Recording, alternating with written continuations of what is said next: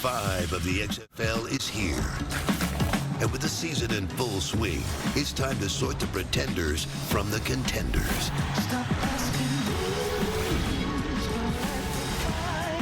In New York, things appear to be coming together after a big win versus Los Angeles. But do they have what it takes to make it 2 in a row? And in Dallas, it hasn't gone all according to plan this season. This had just a mess written all over it here if you're a Dallas fan. After a loss to their in-state rival, can they turn things around today? It's a great day to go be great! The clock is ticking, and the time is now. Big hit. Electrifying. It's the New York Guardians versus the Dallas Renegades, next on Fox.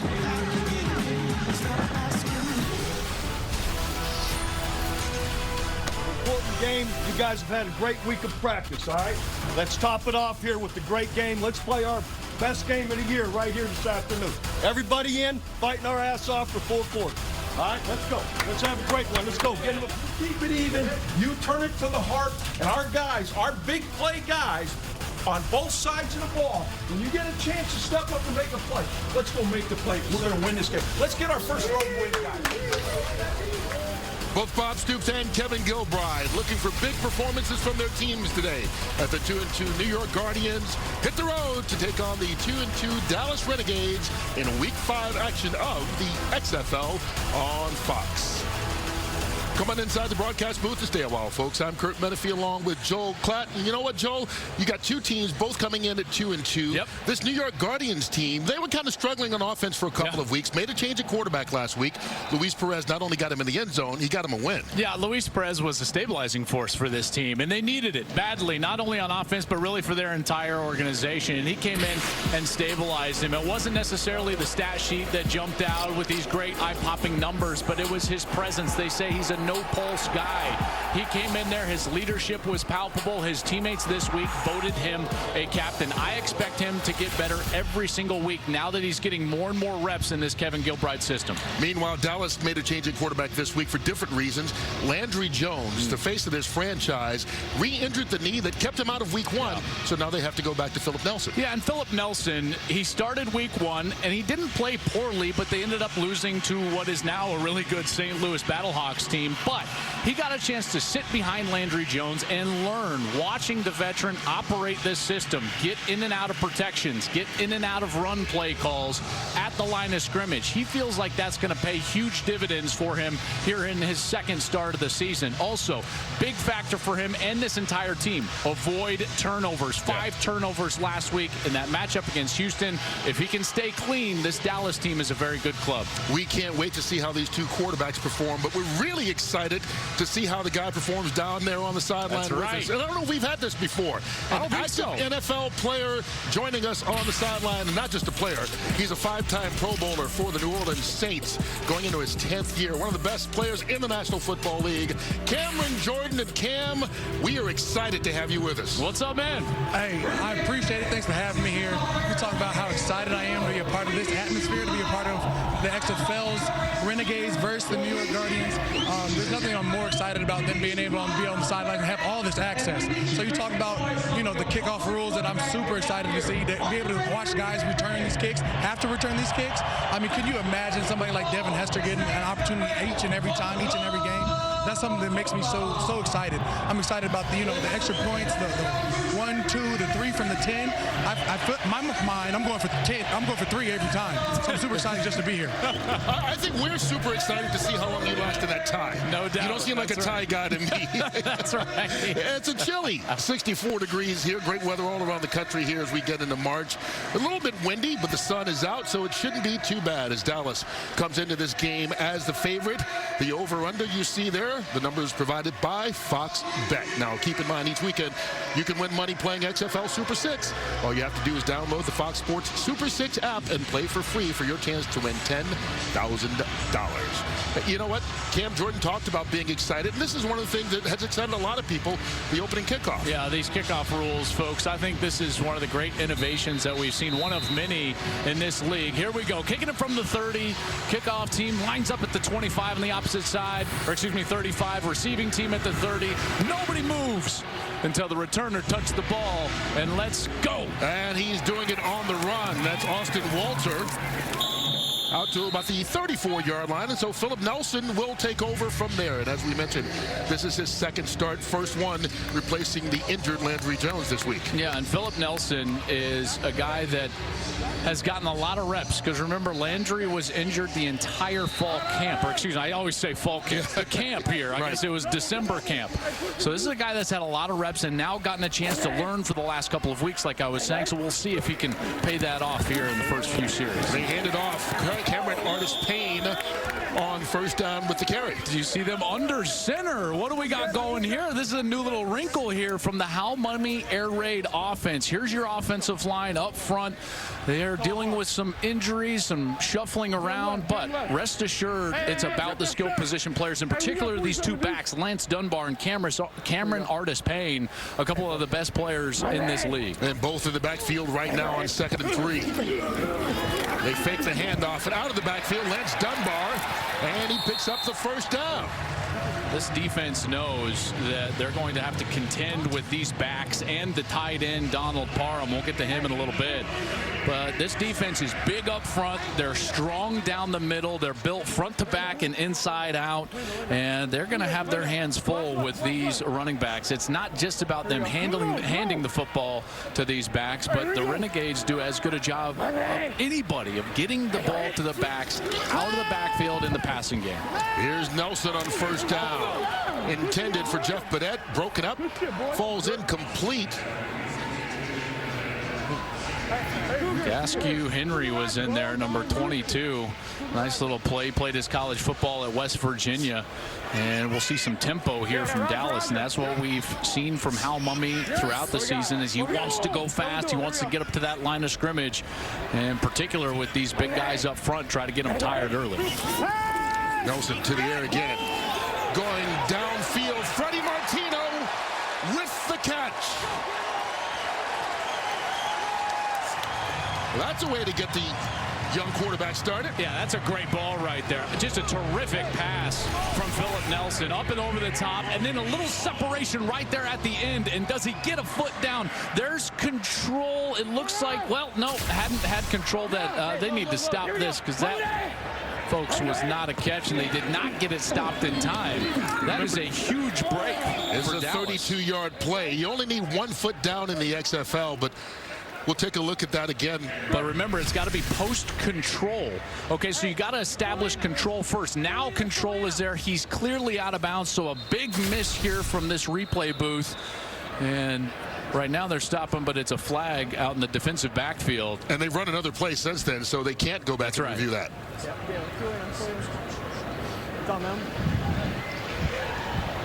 Who we got, ref? Are we good? Or we have 11 or 12? Prior to the snap, defense had too many men on the field. 5-yard penalty. First down. So back-to-back bad breaks for Kevin Gilbride's team. Yeah, and again, when you get a break like that, that's an incomplete ball. Right. But for Dallas, from their point of view, they did the right thing. They got up to the line of scrimmage. They snapped it quickly in order to avoid that replay.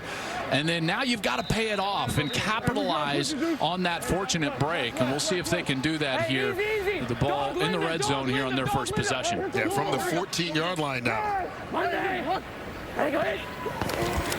Working from the shotgun, Nelson. Trying to stretch this one out, being chased from behind. Good job of pursuit by Ben Heaney. Yeah, Heaney did a great job in there. He's a linebacker for them, and he gets the pressure and forces Nelson out of the pocket to his right. But here you see a big change for Bob Stoops, which is without Landry Jones at quarterback, they've got a little more athleticism with Philip Nelson, who was able to create a little bit and make a positive play out of something that was not going right for them after Heaney's pressure in the backfield. All right, they spread their tight end Parham out to the top of the screen, out wide. He may be the best tight end in this league. Probably know maybe about it. They go to him and overthrows him. That's the right idea. When you got a guy out there, he's 6'8", folks, 255, 260 pounds. Definitely has filled out a little bit since his time at Stetson, where he played his college football. But he is a breakout star right now in this XFL, and he's a guy that they've got to target early in this game and often. And they're going for it on 4th and 6 early. Actually, it's 3rd down. 3rd and 6. Here's Nelson. Stepping up. Flynn Nagel, and he's hit right away. Demetrius Cox laying him out. And that will bring up a 4th down. But he got in there in that short yardage situation. That was 3rd down, and now you're going to have to go for it, I believe, if you're Dallas. I know you'd love to come away with points, but it's even better to come away with a touchdown early. Keep in mind, huge defensive tackles for New York. These guys in the middle, they run 300 pounds each. Here we go. Cameron Artis-Payne falling forward, gets the first. It'll be 1st and goal. It's a good little move to the outside. I thought he did a great job as Frank Ginda, number 47, stepped up to stop him in the backfield. Artis-Payne quickly slipped back inside, dove for that line to gain, and was able to move the chains and create a 1st and goal. And they hurried back to the offensive line. Here we go. Monday. Ready, go in. Nelson up top for Parham. Throws that one a little bit short. Drayvon Askew Henry able to swat it away. Yeah. Hal Mummy. Hey, run the ball against that. Okay, go blue flip check again. All right, what Hal is telling Philip Nelson is that Nelson has the ability to check into a run. If he gets that same look, he called a pass play, but if he gets the same look defensively, he wants him to run the football. They do just that. Short little handoff down to the 5-yard line is Cameron Artis-Payne. See what Hal Mummy decides to do here. Even, red 2 drop. Even, red 2 drop. Star. Hey, hurry up, line up, let's go. 3 left. Hey, right here. Empty. Linda, Florida. Hey, open the 3 left. Hey, 3 left. Hey, goose, easy goose. Here we go. Got to snap it. I was going to say Nelson needed every second so far. That was a lot of talk for a little yard. Yeah, at the very end, I think he decided to jump up there and try to QB sneak it because they had a defensive tackle that got outside of the guard in that 3 technique. So he thought he could just kind of slip down the middle of the field. But the problem is that the linebacker stepped perfectly up into that position and stopped them for no gain. So a poor decision there from Philip Nelson to try to change that play, and now they're going to have to settle for that field goal even after the 4th down conversion on the last set of downs. Here's Mr. Perfect. Austin McGinnis, 8 for 8 on the season. Most field goals in the XFL. He's 9 for 9 after getting that 23-yarder through. So the Renegades open the game. First possession, they put points on the board, and Bob Stoops' team is up 3-0 over New York here in the early going. Got to tell you, defensive coordinator for New York, Jim Herman, has got to be happy with his guys after they had the ball down there inside the 10, 1st and goal, forcing a field goal out of this Dallas team on their opening possession. So a huge win for Jim Herman. Justin Stockton drops the kickoff. Gets through a hole, maybe to his advantage. Beats the kicker.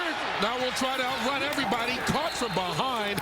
Great return. Donatello Brown saved a touchdown, but what a recovery by Justin Stockton. 59 yards on that one. I got to tell you, how many times do you see it where there's a little bit of a bobble by a return man, whether it's a punt or a kickoff, and it's this bobble, it just throws everybody off for some reason. He picks it up, and then he's gone. Right there, he makes a decisive move right up the middle of the field, and then he turns on the Jets and sets up his Guardians with great field position here, plus side of the 50 at the 40-yard line. What a return. Starting at the Renegades 40. Darius Victor lowers his shoulders, just keeps on fighting. and Victor gets 6 yards, all 5'6" of it. Yeah, and they've got 2 big backs, and now what they feel like is that stabilizing force at the quarterback position. It's Luis Perez's second start this season. He won his first start last week over Los Angeles at home, and now he comes in here, and this is going to be a more methodical offense than what you see from Dallas. This is more of a pro style, handled at the line of scrimmage, and Luis has done a heck of a job getting a lot more reps here in the last few weeks. Dallas jumped early. Just a matter of if all of his players held their water while Dallas was jumping around. 98. 5 down, he's down. You're scanning. 98 of the defense. 5-yard penalty. First down. That's on Jalen Robinson. You talk about the quarterback being a stabilizing force with Perez. They feel that same way about the offensive line, which is healthy now. Yeah, and Damian Mama is a guy they got late in camp in a trade with Los Angeles. It was actually the same trade that brought Perez over from Los Angeles, and now he's a lot more seasoned in what they're doing up front. And then their 2 backs, they are big backs. Darius Victor and Tim Cook both are over 225 pounds. Here's Perez. Gets rid of it out to Victor. Hung in there. Take a look at this defense here. Tiniu Aduwasu, who was the one that brought the pressure on that last play. Yeah, and Frank Alexander, we'll have a mic on him. He is all over the field. This guy is a terrific player. Greer Martini is a good leader and a stabilizing force for them at the linebacker position. And then Josh Hawkins, 28. He's their best cover corner. He did a heck of a job last week against the best wide receiver in the XFL, Cam Phillips from Houston. Phillips only had 1 reception in that game, and a lot of that was due to the fact that Josh Hawkins played fantastic at corner. Had 1 catch for 9 yards as we see Victor pick up a couple. You know, this Dallas defense has played well as we see G.A. Magnus making the call. 3 wides. Let's go gun trips right. Gun trips right 62, double chip, book special, W post. I was going to say, Dallas's defense has had his back against the wall so often this season because their offense leads the league in turnovers. That's right. But they have responded time and time again to at least keep their team in the game. Well, and a lot like this, the long return. Drive started at the +40, and here they've got an opportunity on 3rd down. Perez under pressure, gets rid of it too high. Incomplete in the direction of Joe Horn Jr. Nowhere to go with the ball. Good coverage down the field, and it allowed the rush to eventually get there. And Perez takes a bit of a hit here as he's trying to get the ball down the field, but there was no separation. The wide receivers in the back end unable to separate from these defensive backs, and that ball just over the reach of Joe Horn. And so this Dallas defense does a good job after that great return. Matthew McCrane, 5 for 5 on the season. Trying this one from 46 yards away. And he stays perfect. Wow. Both field goal kickers have yet to miss all season. And they put each team on the board after 1 possession. We're tied at 3. Well, this Sunday, a couple of good games coming your way as we continue XFL action. St. Louis and D.C., the top 2 teams in the East, but headed in opposite directions right now. 3 o'clock Eastern on FS1, and then at 9 Eastern on ESPN is the Tampa Bay Vipers, who suddenly look great on offense against the L.A. Wildcats. How about that run game they featured last week? I mean, my goodness, they were terrific running the football with Jaquiz Patrick, Davion Smith. Both of them over 100 yards. They were terrific in that big win last week. Well, it's a 10-game season, so you can't write anyone off too early, and that's one of the beauties right now. Both these teams right now in our game come in at 2-2, and they're tied at 3 after 1 possession each. And Dallas will take it over for the 2nd time. Austin Walter again. Bryce Jones with his stop there. And now earlier today, the only undefeated team stayed undefeated as the Houston Roughnecks knocked off the Seattle Dragons 32-23, scoring the last 18 points of that game. Another huge day. P.J. Walker, most passing yards of the XFL season. And look at Cam Phillips, 2 more touchdowns. And they had to overcome an early 14-0 deficit as well. So they faced some adversity. They were able to overcome that. That Houston team is a really good team led by the quarterback, P.J. Walker. I think Cam Phillips Phillips is making a strong case for why he not only is going to be in a camp next fall, but maybe on a roster with the type of play that he's putting out. As you now see the standings, Houston at 5-0. This is a huge game for these 2-2 teams. You got a banged up Renegade on the kick. Doyen Jabot played George Washington High School in Denver, Colorado. Played at Fort Hays State. Two-time All-American at Fort Hays State. Can't even put pressure on it. So obviously not a good sign there as they help him over to the sidelines. He's been a key part of their special teams unit.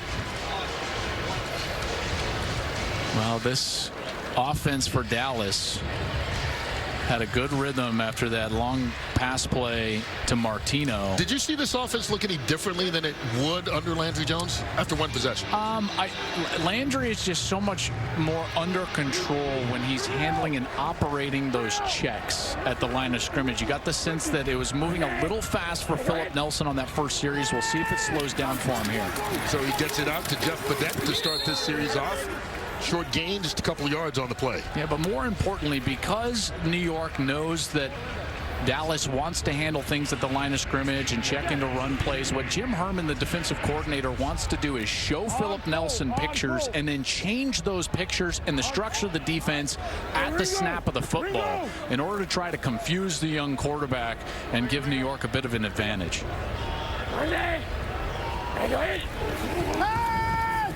Plenty of time to pass for Nelson. Goes short underneath.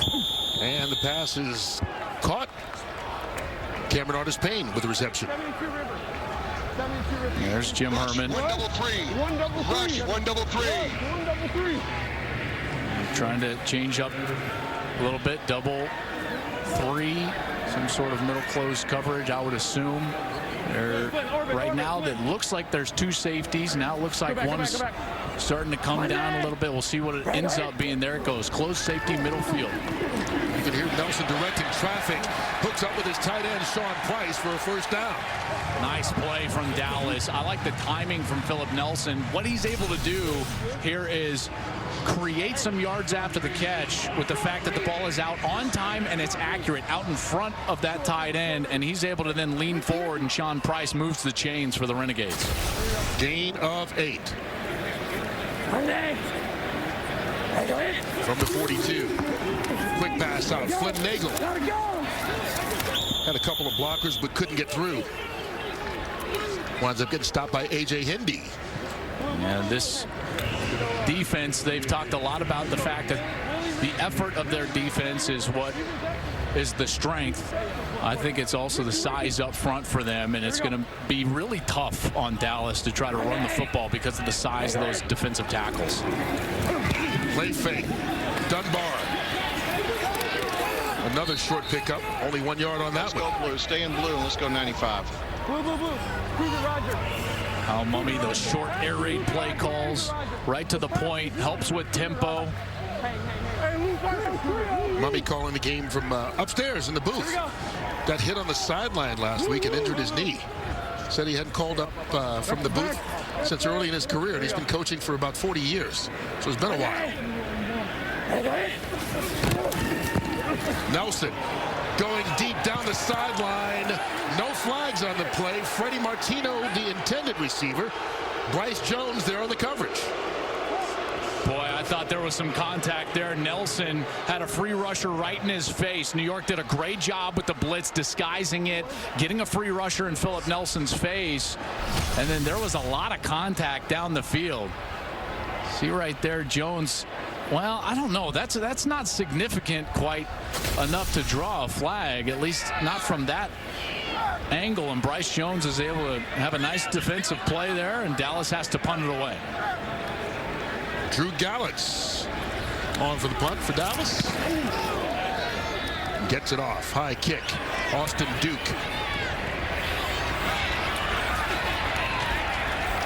Duke bottled up and pushed backwards.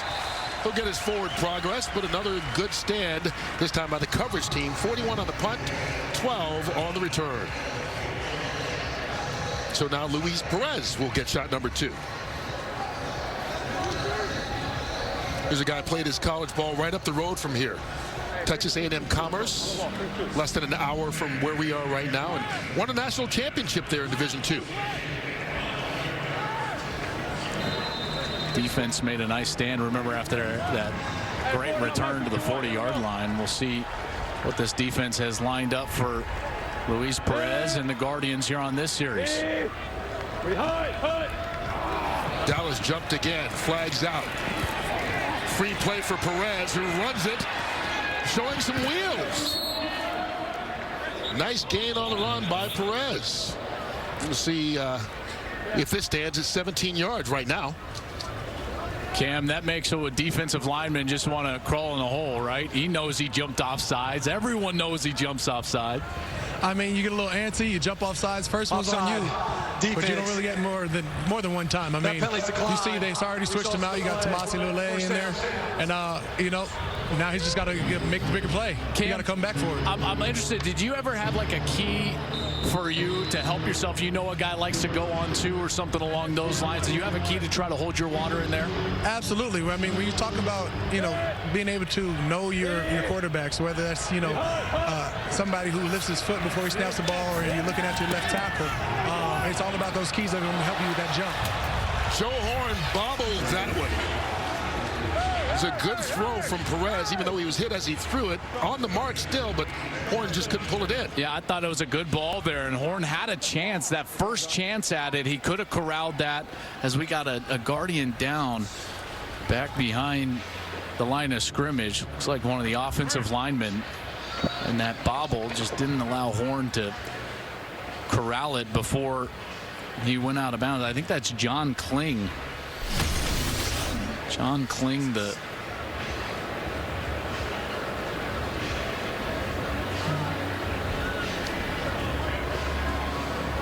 Kling, number 70, the right tackle. And he is still down. You can see he got hit a little awkwardly. Player on his back, and he also fell into one of his other linemen. Yeah, Anthony Coyle was the one that looked like he was in a more precarious situation, but Kling is the one down there working on that. Looks like that right leg. That's just not what you want to see. Well, while they take an injury timeout, we'll take a brief break as well.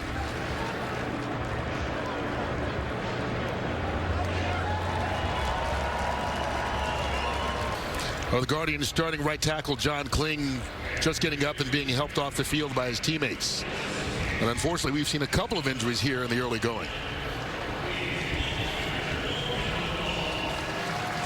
Man. 6'7", 353 pounds, and you can see it takes a couple of guys to help him out as he's barely putting weight on that right leg. That's just tough to see. He was an undrafted free agent back in 2016 with the Bears.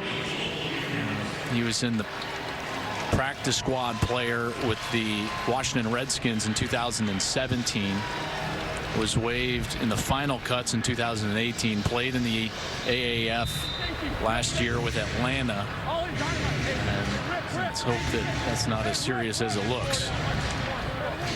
So he goes out. Brent Weiss comes in. Second down for New York. Overthrows everybody there. I think Perez had a chance. Deron Smith, really the nearest guy, and he plays for the Renegades.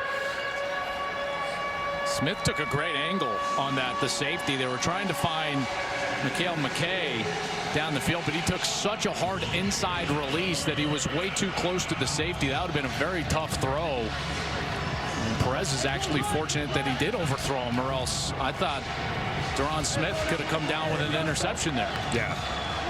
There wasn't much in front of him. So instead, it's third down.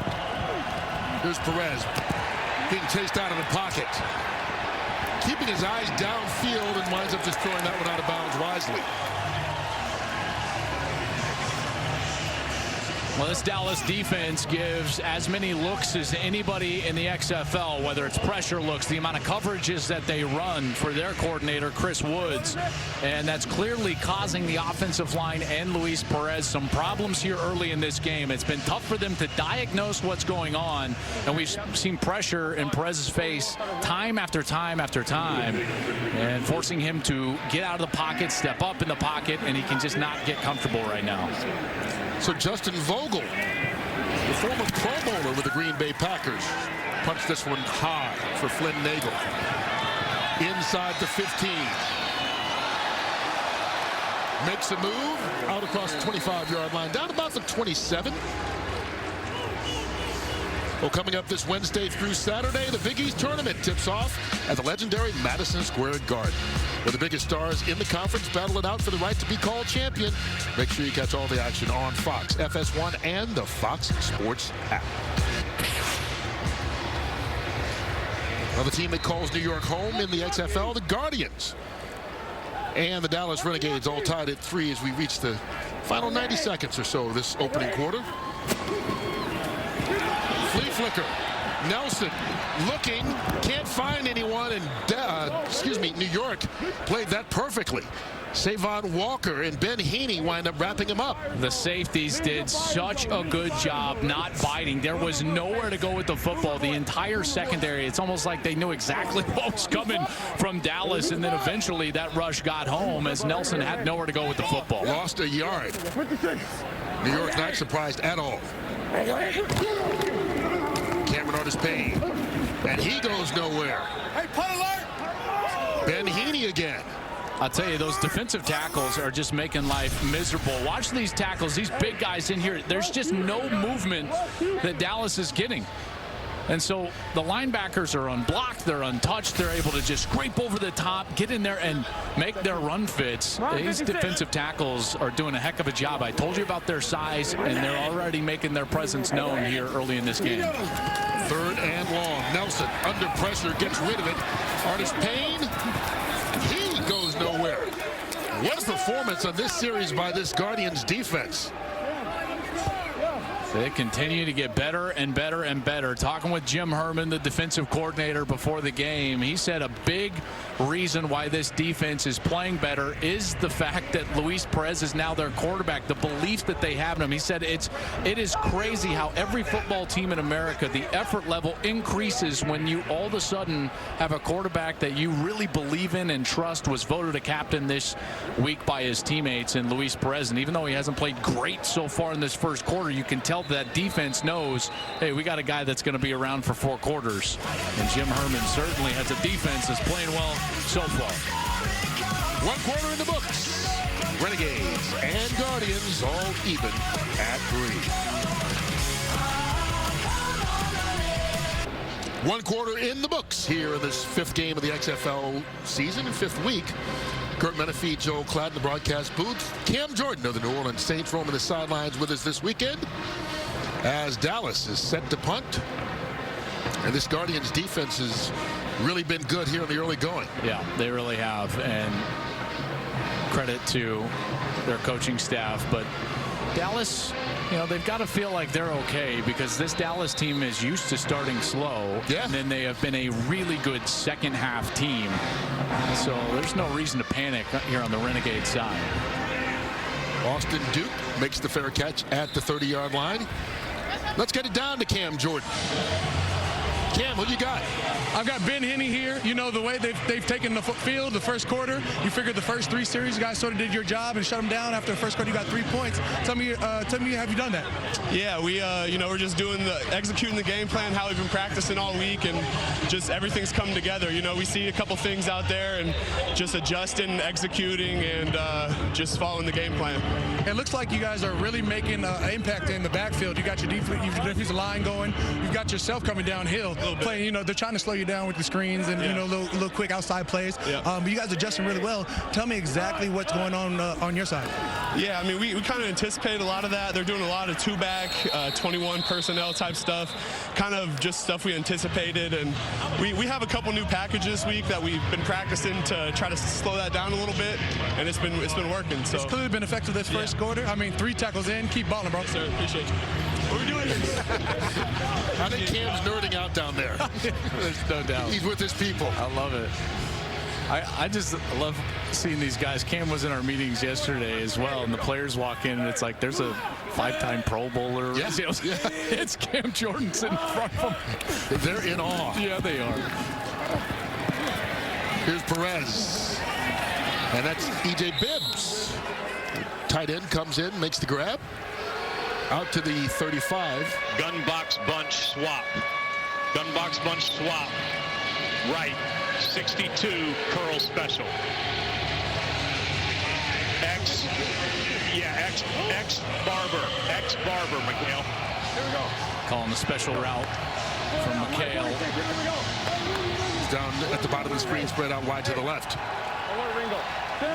Matched up against Josh Hawkins. We talked about the job he did on Cam Phillips last week. Here comes the blitz. They go that way for McHale. Goes up and pulls it down. That's what happens when you're 6'5". What a catch right there. Look at this ball placement as well from Perez. He knows he's got the height advantage. He goes up the ladder, and then McKay's able to get up there and secure the ball. Strong hands at the catch point, even with Hawkins with his hands right up through his kind of catching basket right there, his own hands, and he's able to pull it down. What a terrific play and great execution there from Perez and McKay. That was a lot of language to basically say, hey, throw it to our guy who's got the height advantage. Gain of 22. Perez underneath it is dropped this time. Right into the hands of Colby Pearson, incomplete. And this is a team that has been wanting to get more explosive. You know, they understand that they're a bit of a ball control team right now, that they're a bit of a methodical offense. They want to be balanced under Kevin Gilbride, but they know that eventually they're going to have to get explosive and get down the field, and they've looked at Mikhail McKay as a guy that can potentially do that, and he helps them out here early in the second quarter with a big play down the field. Yeah, trying to use that size to their advantage as much as possible. Here's the little man, Darius Victor. When you say little, meaning in stature, he's, as the coaches say, he's 5'6" basketball height. 3 wides. Yeah, 3 wides. Let's go. Gun trips right, 62 Phantom. Gun trips right, 62 Phantom. Let's go, T.O. 62. There we go. Hey, 4 down, my 51. There we go.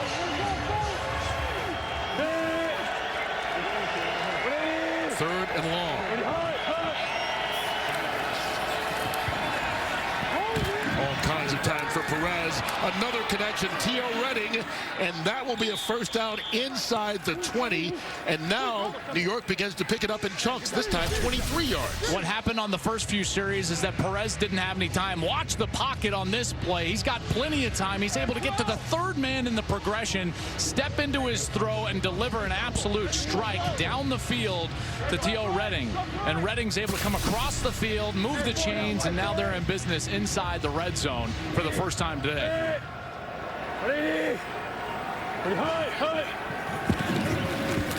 Victor with a blocker in front of him. Fighting. Another good run by this running back. I was joking earlier about 5'6" basketball height. They don't think he's that big, but he's almost 230 pounds. Check out the blocking on the right side, Kurt. You've got guard blocking down E.J. Bibbs, an excellent block from the tight end position, even though he was back lined up as a fullback, right? Kind of a hybrid style. Number 88, he's back there right now, and it wouldn't surprise me at all to see them get back downhill, let E.J. Bibbs lead the way. Same play. This time, Victor cuts it back inside. It will be first and goal. All right, let's go. 3 wides. Gun trips left. 63 firm, double hook pump. X fade, T.O. X fade. Gun trips left. 63 firm, double hook pump, X fade. Okay, so X is going to be at the top of the screen. He's going to have that fade right up here. Pump basically means I think that they're going to try to fake a hook route, something like this, and then pump it and get it back into the end zone. They go to the top and along the sideline. T.O. Redding just going to be out of bounds when he caught it. Tristan Deku Good coverage by the defensive back. When you see or hear one of those just tags on the end, like, hey, X fade or something like that, if you get in one-on-one situation as a quarterback with that tagged route, you're going to take it all day long. And, boy, didn't it look like he potentially gained control? There's a foot. And there's a second. And remember, you only need 1 foot inbounds for it to count as a completion. That looked very good. Coaches can't challenge, and the replay booth doesn't stop it. I don't know what our replay booth is doing today. They should have stopped it earlier on a clear incompletion that they let stand and continue to play. This one absolutely should have gotten looked at. There's control. There's a foot down. And now, as long as he maintains control through going to the ground, that should be a touchdown. That is a terrible break for New York. And remember, yeah, I mean, that looked like a touchdown, but it certainly should have at least been looked at. Well, and remember now, the only thing that we're not seeing in those replays is did he maintain possession through the process of going to the ground. Third down, Perez escaping. Trying to make something happen, just throws it out.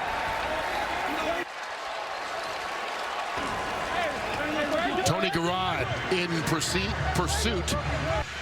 And now will be 4th down. But going back to that play, you think at least it should be stopped to take a look. Well, and the only thing that I'm considering is that there was a look that the replay booth got that showed them that he lost control when he was going to the ground and then ultimately didn't survive the ground. They did draw. I think this is going to be intentional grounding. It absolutely is. The ball be placed at the spot of the foul. Loss of down. 4th down. The reason this is intentional grounding, guys, is because even though he's out of the pocket, this is the previous play, okay? So did he maintain control through going to the ground? No, the ball was out. That's why they let it go on. Incomplete, not a touchdown. Then on this next play, it was called grounding even though he was outside of the pocket because the ball never got back to the line of scrimmage. It'll be 4th down. So it'll just make the field goal attempt longer. So when you're outside of the pocket, yes, you can burn the football. You can throw it anywhere, but you can't just throw it out of bounds behind the line of scrimmage. You do get the line of scrimmage extended, but that ball did not come close to the line of scrimmage, which is why ultimately that flag was thrown late. So it'll be a 34-yard field goal attempt by Matthew McCrane, who stays perfect on the year, now 10 for 10. And extends the lead a little bit more for the Guardians.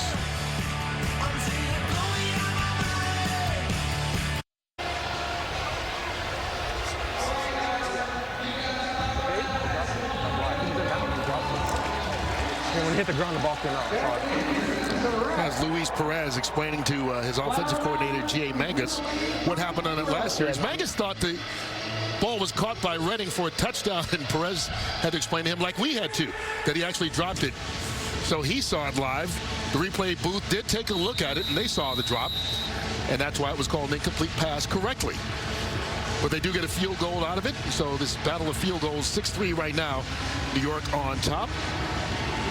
Low-scoring affair. We shouldn't be surprised. Both these teams have hit the under each week this season. Walter again on the return. And stopped right at the 26-yard line.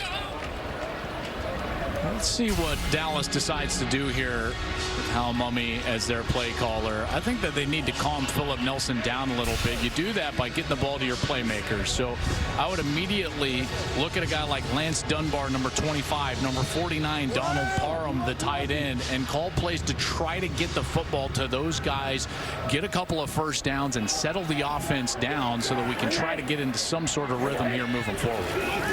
So they throw it to Dunbar out of the backfield. And the running back, who's actually the leading receiver in the entire XFL as far as receptions go, makes the grab. Andrew Sorrell tackles him after a 6-yard pickup. Yeah, and they're cognizant of that, and that's one of the reasons why you see the kickoff return man, Austin Walter, number 27, here today, is because they're going to spell Lance Dunbar a little bit because he's been getting so many touches. Hey, Dog Roger! Dog Roger! Dog Roger! You can hear Nelson changing the play. One day. Get it off in plenty of time. Underneath, bobbled, and Dunbar pulls it in. Eventually, open 6 wide shallow. Hey, Bronco Yoda. Number 3. Hey, Roger. Bronco Roger. Hey, they're going to have the Y, which is, I believe, Parham on this play. Parham right here. And the shallow would be that he would be coming across the field. Something like that. He's in man coverage. They got a good play call here. Parham can beat his man across the field. Instead, they hand it off to Dunbar, runs it up the middle. Good enough for the first down. So even though the pass play is called from Hal Mummy, what they can do at the line of scrimmage and that they want to do is that in the air raid offense, the run game is controlled by the quarterback up there. If he gets the numbers and he's got blockers for men in the run defensive box, then he's going to run the football. Gain of 5 on that last run. They get to the line pretty quickly and then take their time before snapping the ball. And you see he gives them hands, right? He calls a cadence, which is a dummy cadence, and then he steps up and changes the play. A lot like a guy I watched in New Orleans do that on Sunday. Pass broken up, intended for Josh Crockett. Good coverage. Drayvon Askew Henry. Yeah. Hey, Cam, you know a guy I see on Sunday do that is Drew Brees. He's always giving dummy cadences, giving his hands to try to get the defense to show what they have, and then he can change the play. Absolutely. I mean, would you talk about the GOAT? What he's able to do with our offense, with Mike Thomas, Jared Cook, Alvin Kamara. I mean, there's just so many different avenues that he can take to make a big play. So when he does adjustments, just like young Philip Nelson has been doing, he's just trying to see exactly what the defense is going to do, if they're in disguise, if they're not, and the way that, you know, the safeties have been trying to disguise everything. It makes it real palpable for Nelson to try and switch it up a little bit. Yeah. Well, he did the right thing there, 16 yards to Jazz Ferguson. Yeah, and that was a really nice play, stepping up in the pocket. Into Guardian territory. Little hand signal behind the back this time. Nelson overthrows everybody. Jeff Badette, the nearest receiver there. You know, when I say he gives hands to the defense, watch Philip Nelson. He's going to try to get up to the line of scrimmage as quickly as he can. And then he's going to put his hands up, get everyone set and put his hands up. And if they don't snap it, what he's trying to do is get the defense to show what they're doing. See his hands up right now? He's there. And then he can change the play if he wants it. Dunbar. Short 1 yard run.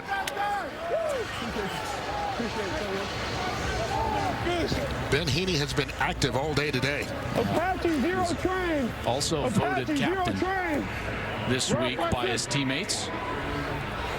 Apache 0. Their starting middle linebacker.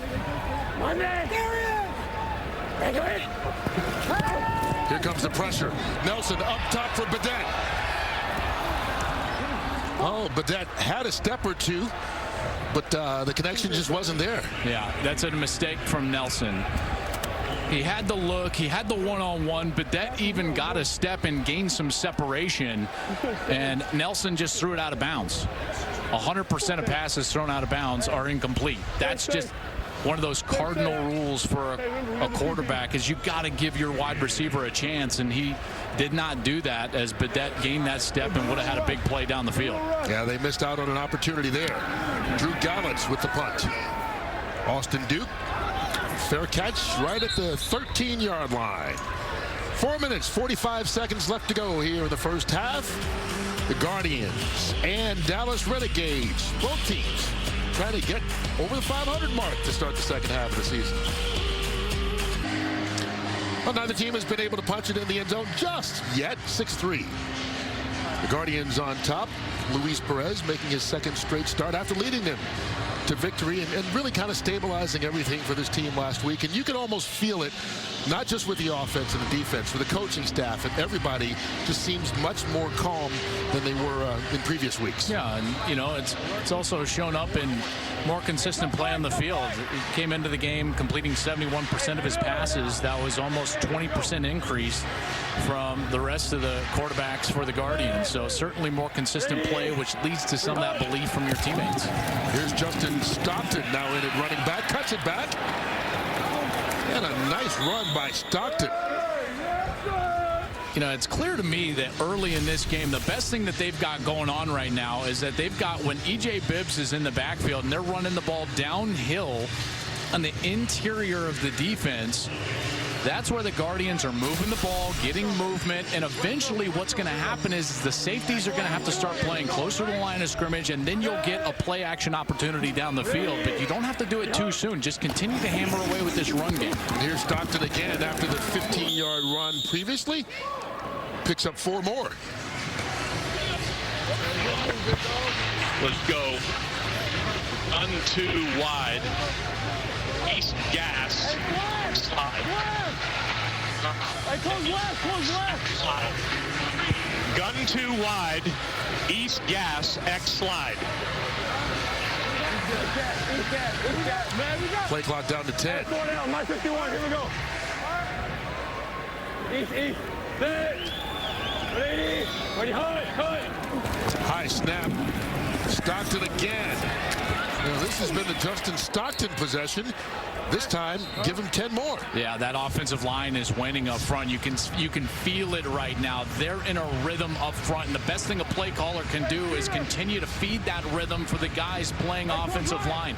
Let them come off the football. Let them continue to be physical. That will wear down the defensive front of the Dallas Renegades and pay huge dividends here later in this half and then later in the second half in particular. New York averaging about 6.5 yards a carry right now. Stockton again. Another big run, another double-digit gain. This time, 12. I tell you what, it's all about guys that are not just the offensive linemen. Watch this hook block on the edge. This is 87 Jake Powell. That is a perfect block. That's what tight ends have to do to be great, well-rounded tight ends. Jake Powell is a very good receiver, make no doubt about it, and they want to get him the ball, but he's doing his job at the line of scrimmage in the run game, which is opening up these holes and just wide holes for the running back Stockton to run through. Yeah, I think he needed a breather. He goes out of the game. Perez off the play fake, hanging in the air, intended for Mikhail McKay. It falls incomplete as Treston Deku was there on the coverage. I know that was a little bit of a play fake, almost like an RPO style deal. It was just a kind of a token fake. I would have loved to have seen a hard downhill action and then boot the quarterback outside. You got to give the defense the same look that they've struggled to stop, and then do something off of that. Put them in conflict, do something off of that, rather than just try to throw the football down the field on a fade. Well, they got a little time to talk it over as we reach the 2-minute warning. Guardians on top and looking for more.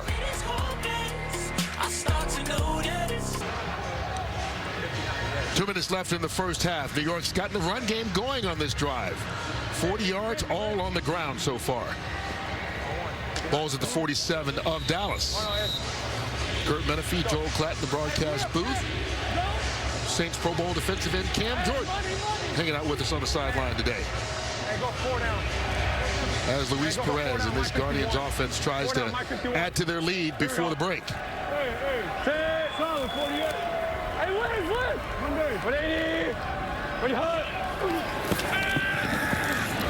First pass completion of this drive, and it's dropped. Joe Horn makes it incomplete, and that's 2 drops by Horn so far this game. That one was right at his face mask. It was absolutely perfect. They had the right play call, emotions over. Dallas had a hard time adjusting. He's got to make that catch. We've seen now twice Horn have to kind of make that second catch, bobble the initial pass, and pays the price at the end of it.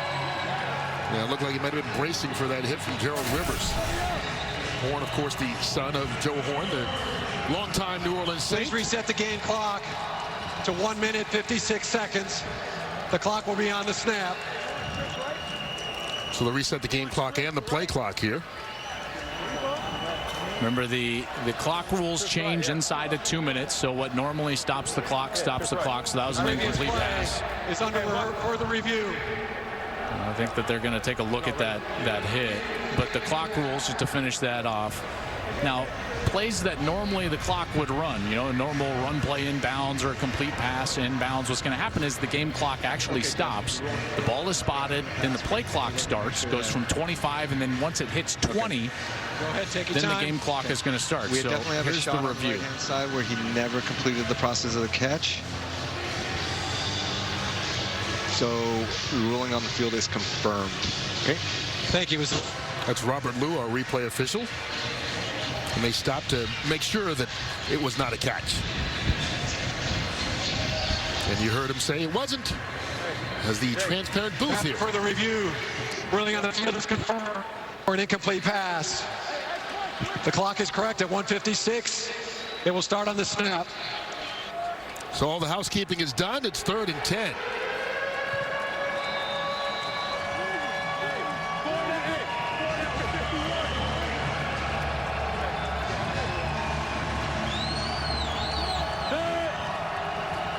Dallas showing pressure. They back off.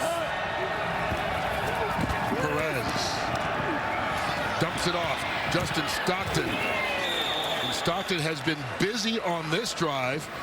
Makes the reception before Josh Hawkins stops him 6 yards on the play. And this is a great place to go for it right here. You get across the 40. Now it's a short yardage situation after that nice gain on 3rd down, and they will keep their offense on the field and go for it here on 4th.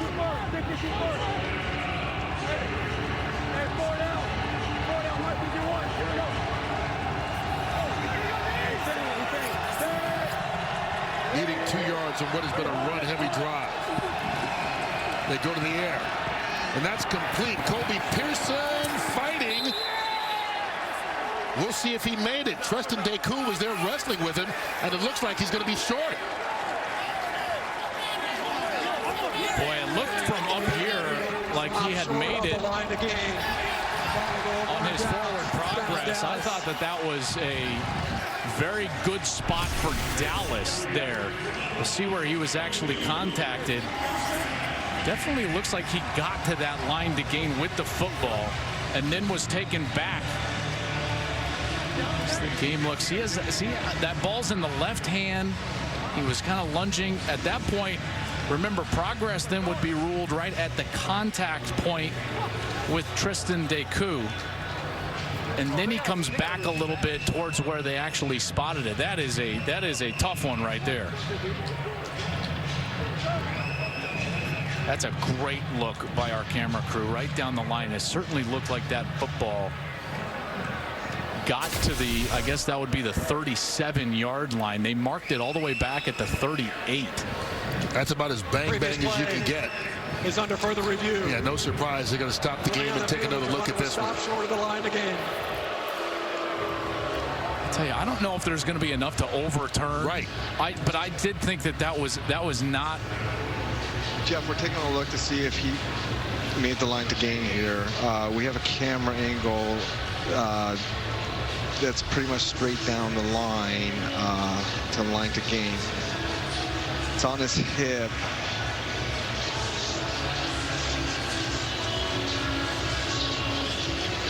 And remember, it's where the ball is. Yeah. That looks good. It looks good. It looks good from there. Well, we're seeing us. Loose side of the ball. I think he's short still.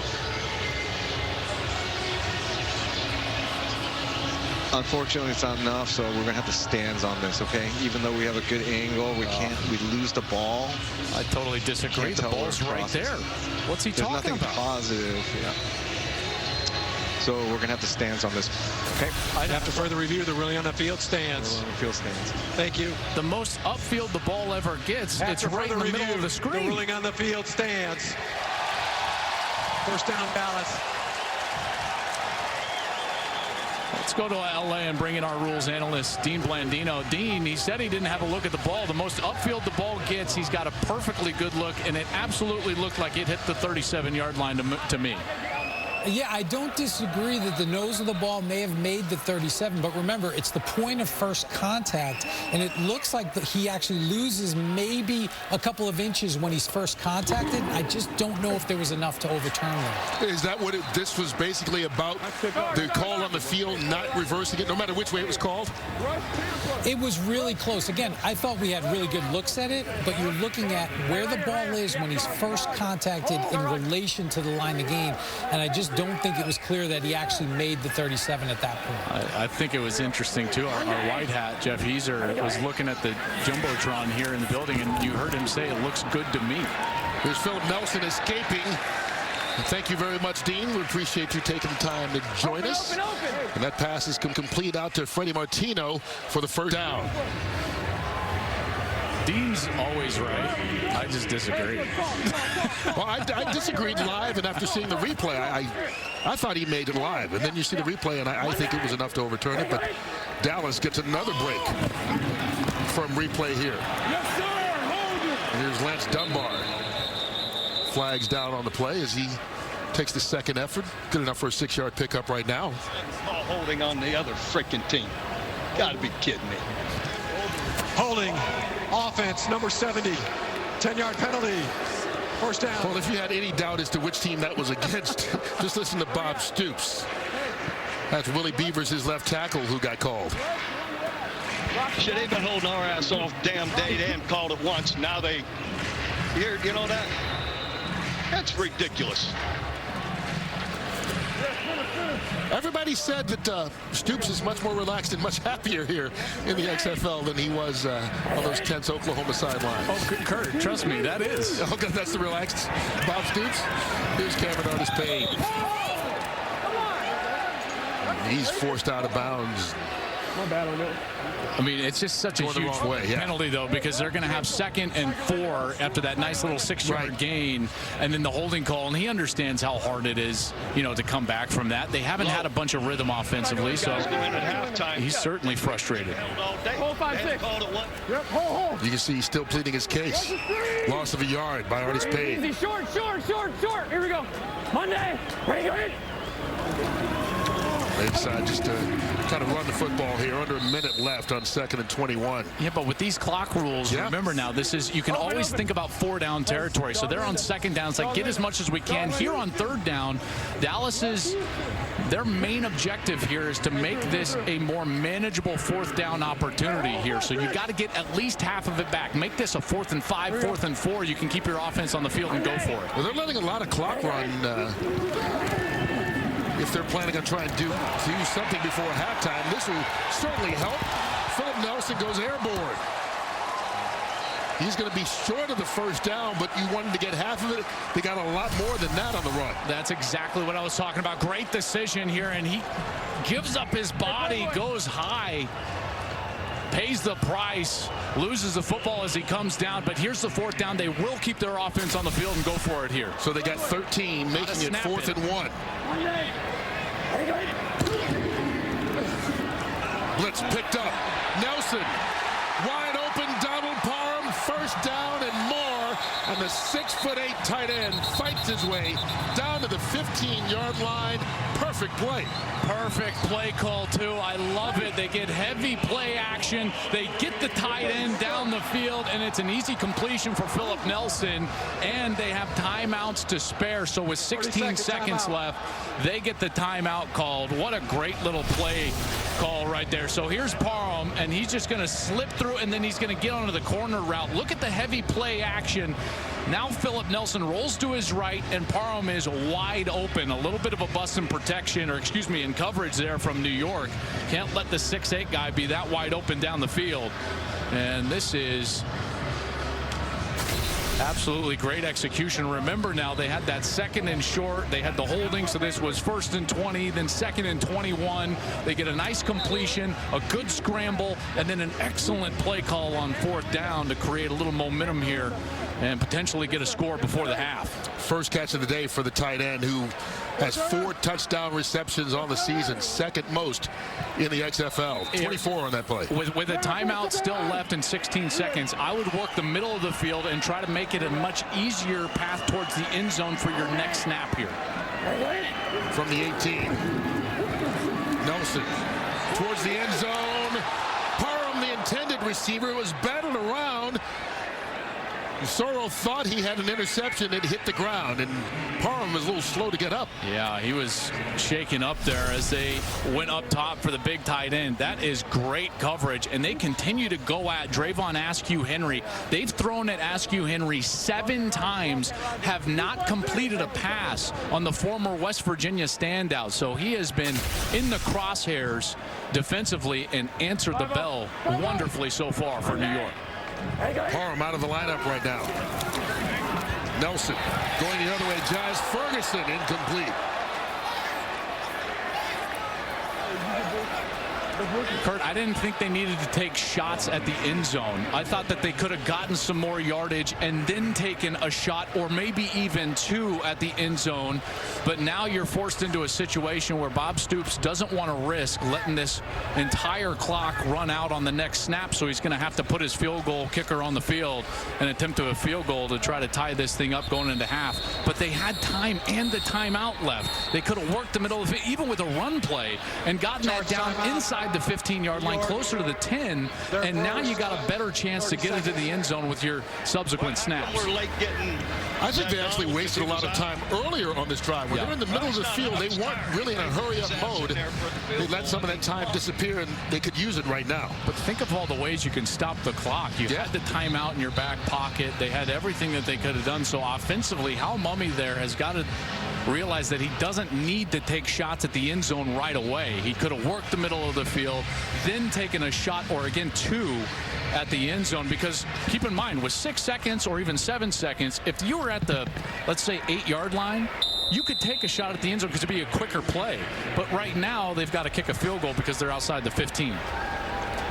Austin McGinnis gets his second field goal of the day.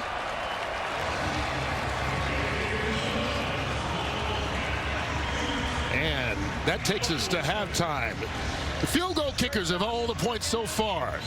Dallas at home trying to get their first win in front of the home folks this season. Both teams at 2-2, all tied at 6. And right now, I think the officials are debating whether or not there's a second left on the clock. Yeah, I mean, 6 seconds is a lot of time to roll off for one field goal. Normally, they usually say it's about 4 seconds. Dean is telling us from back in LA, 5 is the max. So there has to be a minimum here of 1 second left. And that's big because remember, you don't just get to squib this kick. It has to go and get kicked past the 20-yard line. If it goes into the end zone, it comes out to the 35. If it goes out of bounds, it comes out to the 35. And so you would have a shot at least to take, albeit a low percentage, but a shot at the end zone. But again, that's a big point here. This can't just be squibbed down the field. And if the kicker does make a mistake and kick it short of the 20-yard line or out of bounds, it goes to 45. All the way over to the kicking opposite team's side. 45. That's an incredible advantage right now for New York to get that 1 second with all the things that can go wrong for Dallas on a kickoff. So here's the pressure on McGinnis.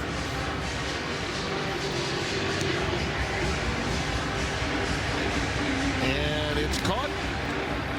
Would you take the final second off? Justin Stockton will be wrapped up, and that will officially take us to the halftime break. Yeah, as soon as they break each other up. So 6-6 is the count. New York and Dallas all tied right now going into halftime. Let's go down to Cameron Jordan with Bob Stoops. All right, head coach Bob Stoops. I mean, you had scored the first drive, scored the last drive. What's going to take for your offense to be a little bit more consistent? Yeah, we just got to, be a little bit better on some third downs. We've gotten in some long yardage third downs, which isn't what you want. So we just got to play a little better on some of the earlier downs. No doubt. I mean, I see you got Parham involved late in the game. He seems like a big target. You overthrew him a little bit earlier. What's the game plan for Parham? Yeah, he's always a target. He's always in the game plan. We just hopefully we could get a big player or two to him. All right, perfect. And what are you telling you guys when you get in there? Yeah, even up game. Just got to play a great second half. Absolutely. All right, back to you. Thank you. All right, thanks a lot, Cam. 6-6. The score at halftime, New York and Dallas. Keep in mind, in the XFL, halftime is only 10 minutes. So don't go too far. We'll be back with the second half from Dallas in just a smidge.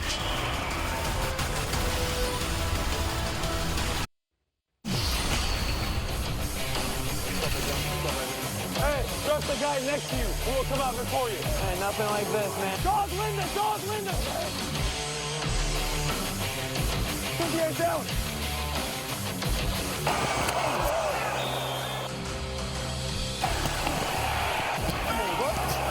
Hey, way to pull the ball back from the first play.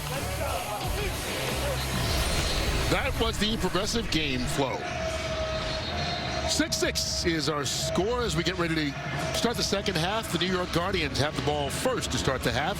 So what does head coach Kevin Gilbride want to do, Cam Jordan? I mean, Coach, you have such a good first half. What's it going to take to capitalize on this game? I think we got to continue to play the way we are defensively. Offensively, we've got some chances where we've had some drops. So that 4th and short, guys just got to turn it north and south.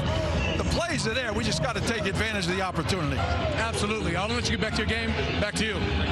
All right. Thanks a lot, Cam. Well, Kevin Gilbride trying to get his offense going here. Tried to fire up the troops in the locker room at halftime.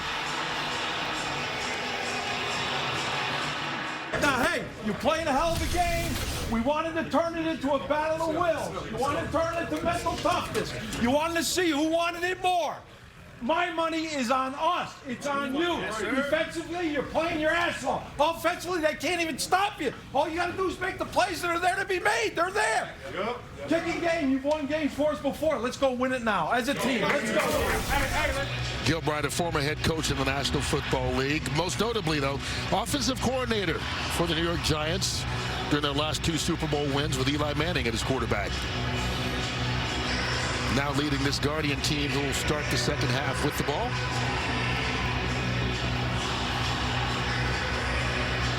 Justin Stockton was a busy man at the end of that first half for New York, both running and returning. And the run game was very good for them in that first half. I expect them to get back to it. They averaged almost 7 yards a carry.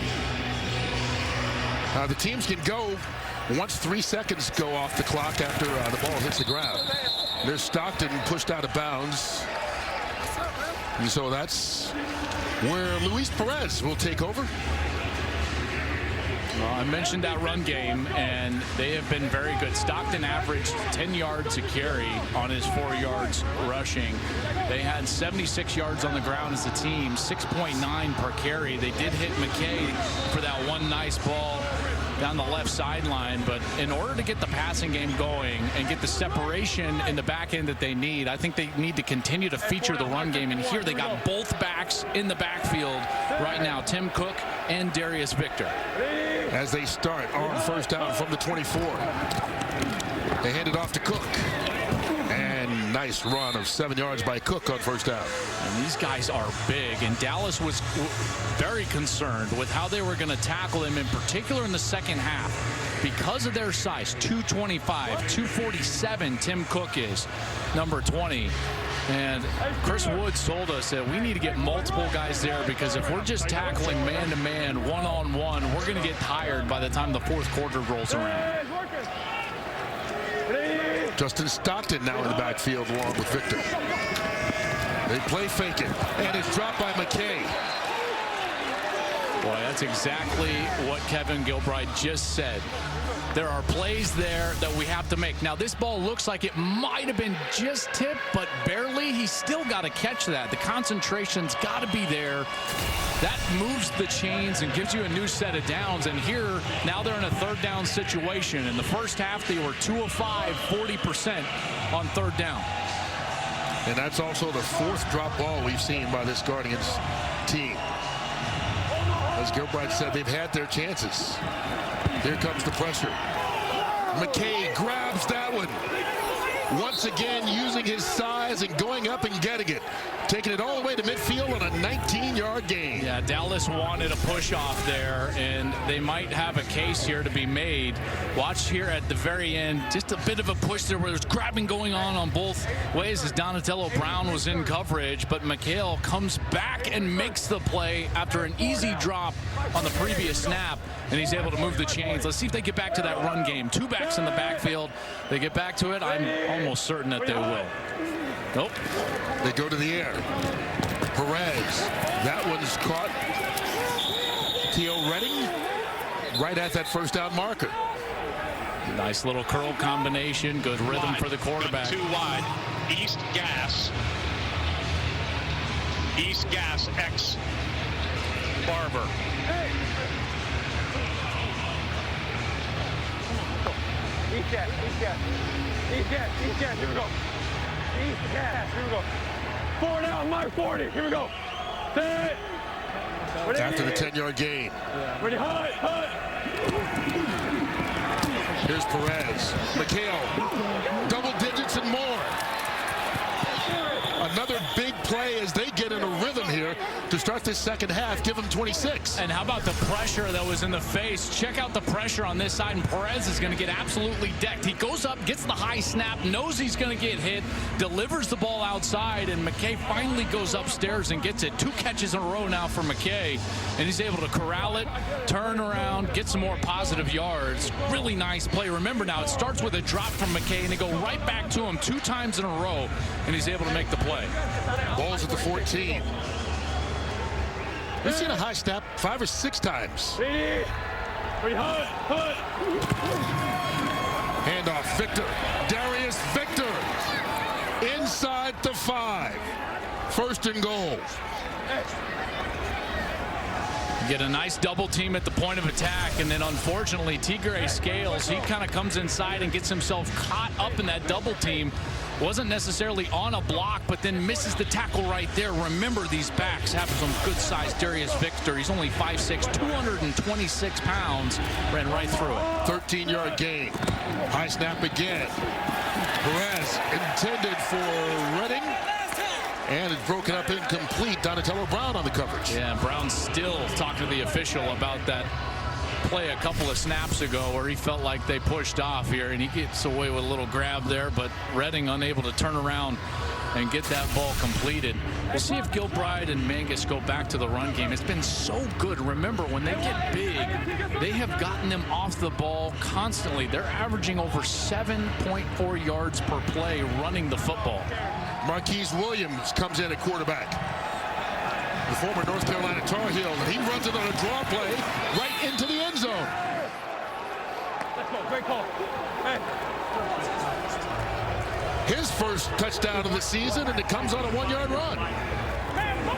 That right side of that offensive line did a great job smashing everything down. Check it out. You're going to get here, and then you're going to get a pull, and you're going to get a block from the linebacker, and then it's just going to open up that seam right there for Williams, who dives in for a touchdown, in New York with a heck of a series here to open up the third quarter.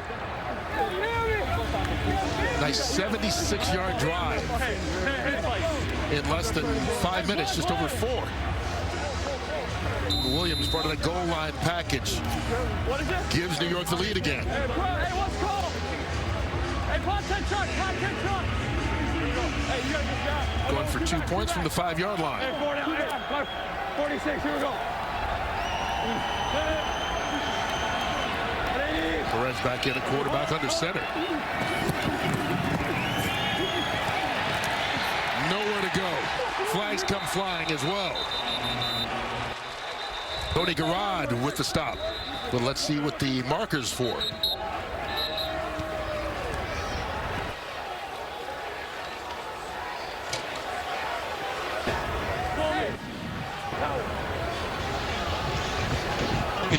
Offense number 74. That finish the line. The try is no good. Timeout. So they don't get the point after, but that's okay. They'll settle for the touchdown. Good opening drive to this second half. Capped off with the touchdown run from their Wildcat quarterback, if you will, Marquise Williams. And they're up by 6. Puts the Guardians on top. Cam Jordan, New York's run for almost 100 yards so far in this game. I mean, I'm sitting here with Darius Victor, and you can tell, you know, the Guardians have sort of taken over in the run game, and everything that they do, this is sort of a driving force to get into the red zone. Tell me exactly what you guys did this drive to start off fast. Man, offensive line doing a great job pushing guys off the ball.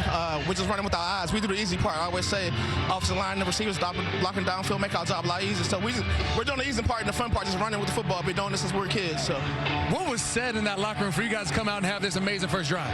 We got 30 minutes, man. 0-0. If you want to go get it. So battle of wills, and our money's on us. So we're just gonna try to come out here and win every down 6 seconds at a time. Hey, I see you guys out here running as hard as you guys are. You guys won it. You know, good luck to you. Back to you. All right, thank you, guys. That not only New York's first touchdown of the third quarter all season, it's their first points in the third quarter this year. as Austin Walter tries to give good field position to Dallas and Philip Nelson as they get their first possession here in the second half. Yeah, this Dallas team has been during the course of this season very good in the second half. In fact, their second half point differential is plus 16. That's second best in the XFL.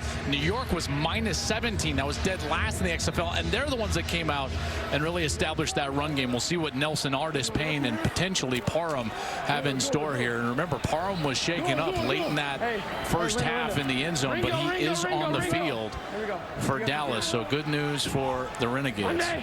Yeah, you see big number 49 out to the right. Nelson under pressure right away. And winds up running it for a short pickup of a yard, maybe two.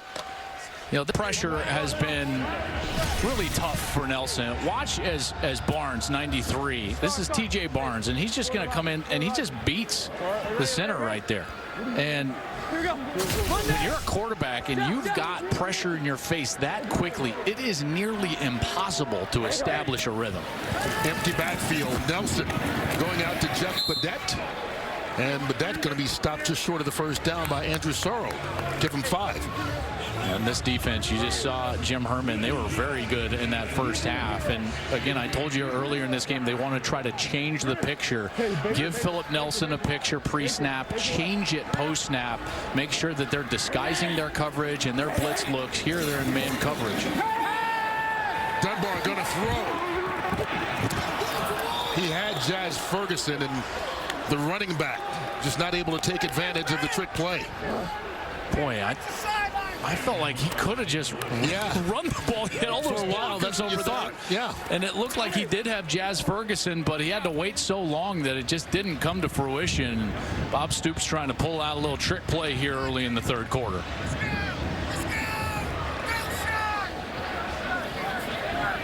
So Drew Gallett's on for the punt. Hey, let's go, D. New York comes out, scores on the opening possession, and the defense holds the first time they're on the field. Austin Duke backed up. Not much running room. Stopped right at the 20-yard line. Well, that last drive, Kurt, that was a picture of establish the run, let the quarterback make some plays. Here's the big catch from McHale. Another big catch down the other sideline, and then it was Perez with pressure in his face. He gets it to McHale again. That set him up inside the red zone, and then the run game took back over as Victor goes down there, and then Marquise Williams comes in. Bit of a wildcat formation. Great push by the right side of that offensive line, and bang, they find themselves in the end zone. Love to see them get back to that run game again. It has been dominant so far today. Yeah, 97 yards on 14 runs so far in this game. Run number 15, and they're over that 100-yard mark. Nice pickup of 7 yards. Feed them, Mangus. Go. Run it. 6 spread. Gun 6 spread. West Zorro rim. D-slant. Hey, Flex, call back. Hey, Williams. D-slant. Call back. West Zorro rim. West Zorro rim. Hey, Ray, you're over here, bud. Here we go. 4 down, my 48. Sit. Ready. Here comes the blitz. Darius Victor. Good running room for him. And a little big man all the way out to the 47. 20 more on the run. You see this cross action in the backfield. You get a cross here, and then you get the ball carrier to the left. What that does is that holds the backside linebacker. He can't flow over the top. You get numbers on the front side, and they're getting pushed over there as well. And this run game has just totally taken over the game. Now over 100 yards, 123 on the day. Yeah, they officially spotted just across the 45-yard line. Still another big pickup on the ground. There you see 123 yards, and most of it really at the end of the second quarter and the beginning of this third quarter. Yeah, they have worn out that defensive front, and that's exactly what Chris Woods, the coordinator, defensive coordinator for Dallas, was concerned about with the big backs and the big offensive line. Movement early, they stop the play. That was a good jump, man. Whoa, dumbass. Frank Alexander got a big jump on the defensive side, but Jaron Jones, 74, also backed up the left tackle. So they flip a coin. They're like, no, it was the left tackle. No, it was the defensive end. And I know which way they're pointing. Right. Offense. So they call Jones for that one. Okay, left tackle. There's Jones right here. You're going to see Alexander. He's down there, so he takes off. It's kind of simultaneous there, right? I guess. And it wasn't even the guy lined up in front of him, so you can't use that as an excuse. You can't say that he drew him, you know. So, oops. That's the way it goes. 6'6", 320 is Jones. Played his college football at Notre Dame. Missed most of his senior season at Notre Dame with a knee injury. New York in this one little sunny spot here. Perez, little screen play. Dallas sniffed it out right away. Jake Powell, the tight end, but he had absolutely nowhere to go. Keelan Robinson, the first guy to get there, along with Tini Adewosi. Yeah, that's a good little play there from the defense, because they know that Jake Powell wants to be a focal point of the offense. Number 87, they have not gotten him the ball yet on a reception, so they're trying to sneak a little tight end screen, but they sniff it out perfectly. Good recognition there by the defense. Loss of a yard, 2nd and 16. Here comes the pressure. Perez. Redding slips a tackle. Josh Hawkins finally corrals him, but another big pickup, this time 13 yards. Yeah, and again, it's kind of these dropout routes. You know, they're playing soft coverage out here. Watch as Hawkins is playing soft coverage, and then he just drops out, and he's able to come back. Perez throws the ball on time. That's the key, even with pressure in his face, and they're able to get a nice completion out there as Redding finds himself down the left sideline. Boy, doesn't it seem like every series Perez and this offense get more and more confidence? I saw it on film preparing for this game, and then clearly throughout the day here today. And more in rhythm as Perez goes up. McHale runs up, handing it right to the defender, Josh Hawkins. McHale tried to one-hand it. There's a fight going on in the middle of the field, and a couple of players without helmets on right now as well. Well, the officiating crew trying to get this under control.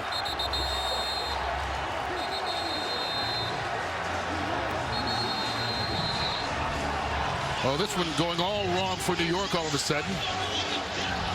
And there's Jaron Jones right in the middle of it all. But you saw McHale tried to one-hand that ball, and instead of pulling it in, wound up tipping it right to Hawkins, who gets the first turnover of the day. Well, let's see how this actually kind of started. So then you got the whole blocking going on, and then a helmet gets ripped off. Oh, boy. That's not, oh, yeah. He's actually going at it with Avery Young, was Frank Alexander. Give me all. You can tell that was bubbling for a while in there, and some jawing going on, and then bubbled over after that interception. That's a key point. All of this is after the turnover. So it'll still be Dallas's ball. I got another one. The guy, Milky, he started all this. That's what started all this. He cleared somebody out. So that's 69 for the offense.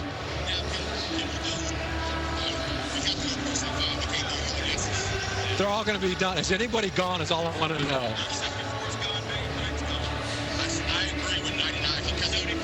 Okay. So give me 74, 69 offense. You're going to stand here for me. 74, 69, and 99. But I need 69 numbers too. We're going to offset the play, right? Because it's going to be all over there. You can hear a lot to sort out, and a lot of players 69, get penalized 74 here. Offense, 99 defense, okay? 99 and 74. Okay.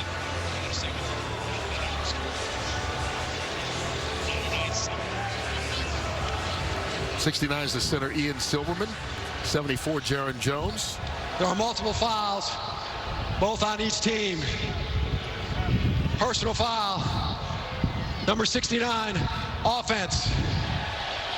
Personal foul, offense, number 74. He is disqualified. Jaron Personal Jones foul, ejected. number 99, defense. He is disqualified. Those penalties offset. First down. So the left tackle, Jaron Jones, ejected, and Gerald Rivers, the linebacker for Dallas, thrown out.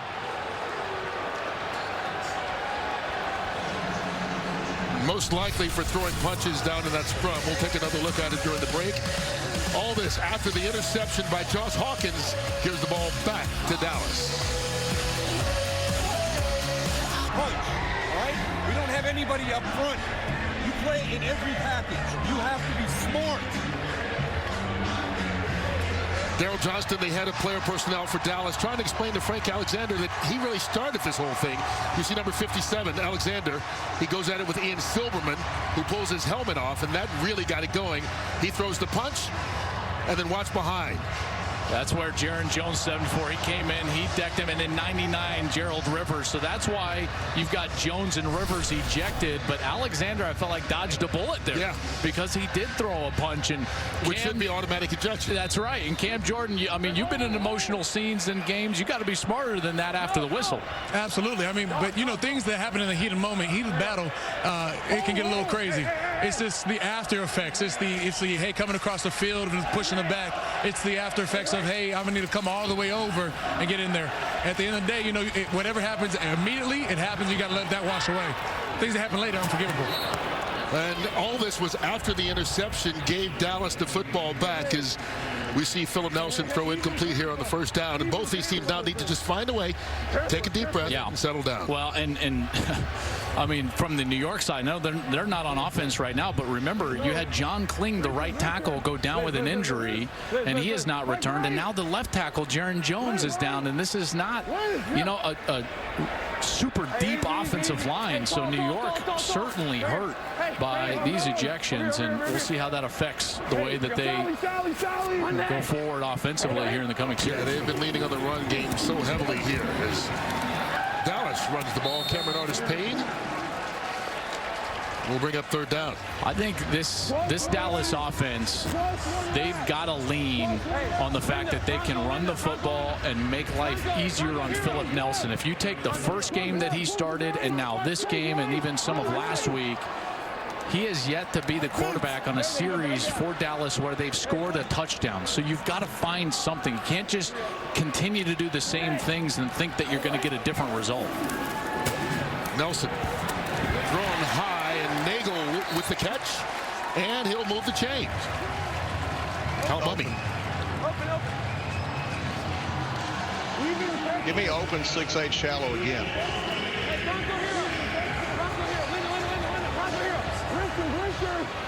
Richard, here, hold.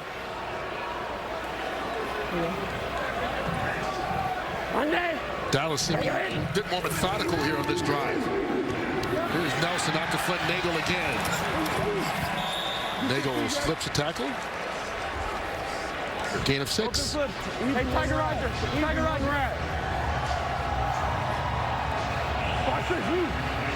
Well, the good news is Dallas hasn't turned the ball over today. Bad news is they haven't scored a touchdown yet either.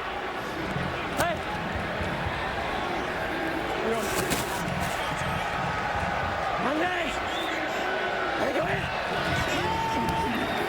Nelson going for Ferguson. No flags. He got a little push off to get a step, and Nelson still couldn't connect with it. He had the step, like you said, Kurt, and that ball just a little too far in front of him. They had beaten Jamar Summers, and Ferguson came up a little gimpy there after that play. Well, he missed some time earlier this season with a hand injury. Right now, up shaking his hand on the sideline. Looks to be in pain. Nelson on third down. Flynn Nagel covered like a blanket by Drayvon Askew-Henry, and there is a flag. I think that they may get a little hands to the face here on their tackle, Willie Beavers. So they could likely decline it or make it third and long, right? Okay. Robin, coach has a choice. Hands to the face. Make it 4th and 3 or 3rd and 14. What would you do? I would say 3rd and 14. Hey, Jim, you wanted me to move him back? Hands to face, 4th and 3, yeah. Make a decision. All right, we'll take 4th and 4? All right, good. We'll take the kick. Kick penalty? No. Decline it, yeah. Personal foul, hands to the face, offense number 70. That penalty's declined. Results of the play is a 4th down. That was on Beavers, but you can hear Kevin Gilbride ask his defensive coordinator, what do you want to do? Yeah, he goes up to Jim Herman and he says, what do you want to do? Herman feels good about that short yardage kind of package they have. And remember, he's got those big defensive tackles, so he feels good about defending the run. Feels like they're not going to give up a cheap 1st down. And on this side of the 50, felt like Bob Stoops would probably put his punt team out there, which he did. So he declines the penalty. Here's Gallitz on the punt. Austin Duke back deep.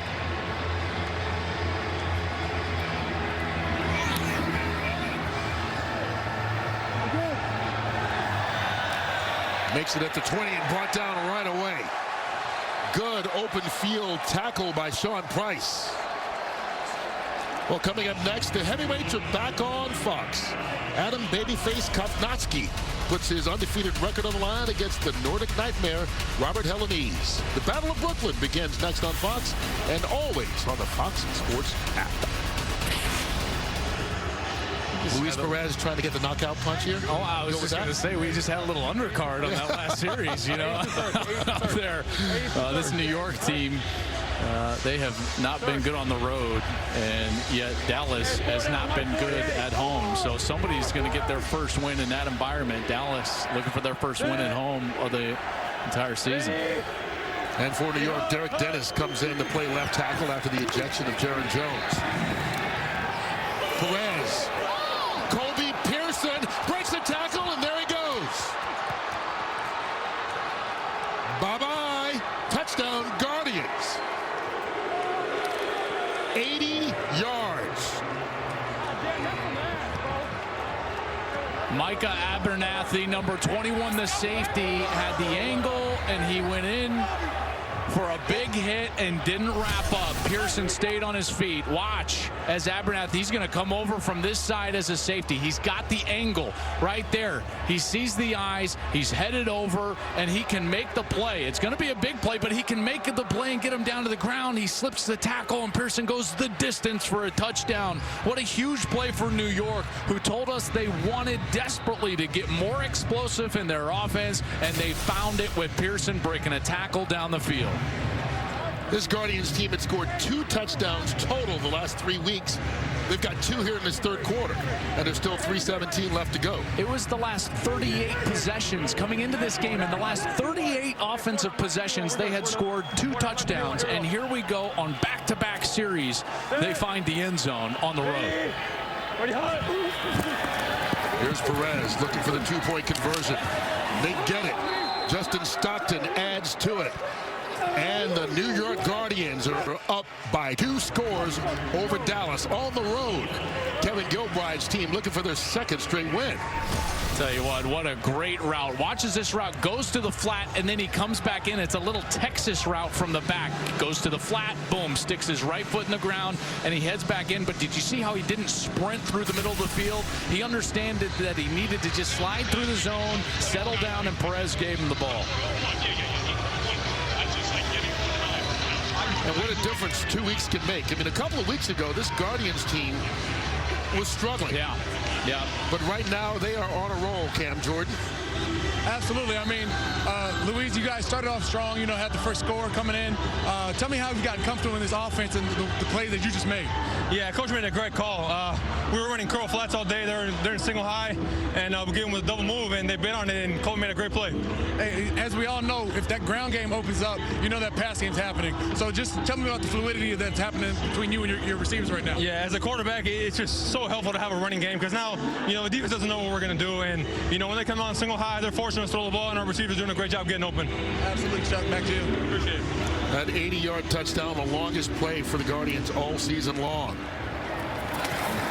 And it extends the lead as Austin Walter Gets it out to the 35-yard line, and now Philip Nelson and this Dallas Renegades team has to find a way to answer. Yeah, they sure do. And on the flip side, you know, how about the courage from G.A. Mangus down his 2 starting tackles to call a double move on the outside, and he thinks to himself, you know what, we can protect, we can get the ball down the field. He told us he wanted to double move this defense, and he was able to do that.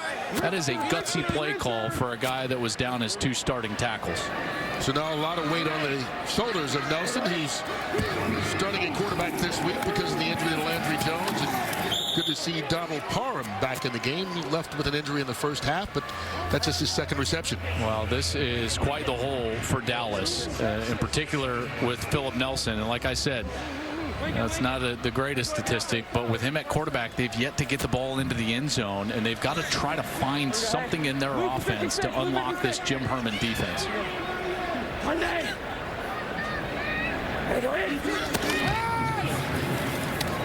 batted in the air and intercepted. That certainly won't help. Ryan Mueller, he takes it in for the score. And suddenly New York is pouring it on. How about the athletic play from Mueller? Just an outstanding job of getting his hands up, batting it down in the concentration to take it the distance. Unbelievable. Mueller played at Kansas State. This guy has found himself in some NFL camps, and they tried to move him to fullback, and you can see why. He's got the hands, and then he rumbles with a little stiff arm to the quarterback, Nelson, and then he runs away and into the end zone. Cam Jordan, a defensive score. What do you know? Absolutely. I mean, you see what you do. Hey, when great things happen on defense, it rains and it pours, baby.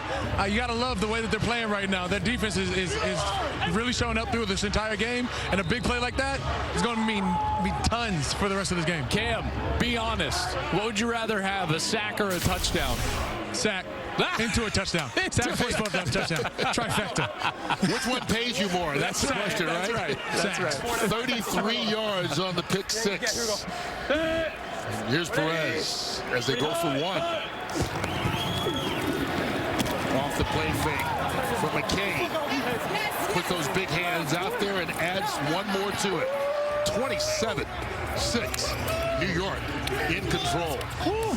And this is the team that was supposed to be a poor second-half team. They had not scored a point in the 3rd quarter all season long, and they have just poured it on the Dallas Renegades. This is a beautiful route. Watch right here. He's going back to the fade. Perez recognized it early that he was not going to be able to get over the top on Hawkins, so he gives it to the back shoulder as Mueller gets a little tape on that ankle. Well, now he thinks he's a speed guy. That's right. You know, he wants his ankles taped. Spat my shoes up. Guys, I just ran for a touchdown. Spat my shoes up. It doesn't take much. That's so good. And everybody comes over to celebrate with him. Why not? That's right. I mean, this team has been through so much. We saw earlier in the season the quarterback, Matt McGloin, was starting, and the controversy he had about the offense. And really, this team's struggling. They came in as the lowest scoring team in all the XFL, averaging just 12 points a game. And right now, they've got 27, having settled down with the change Luis Perez over the last couple of weeks. And here's Austin Walter. That may be the answer that Dallas is looking for. Takes the kickoff return all the way back for the touchdown. 92 yards.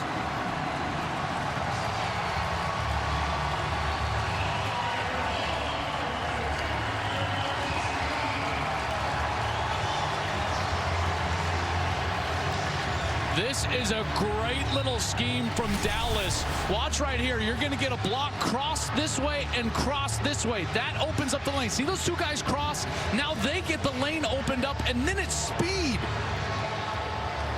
Down the sideline as Walter takes it the distance, but just that little change. Rather than everyone just going up and blocking the man in front of them, it's a little bit of a cross action with the return team, and they're able to open up a lane, and Walter hits it for a touchdown. Dallas going for 3.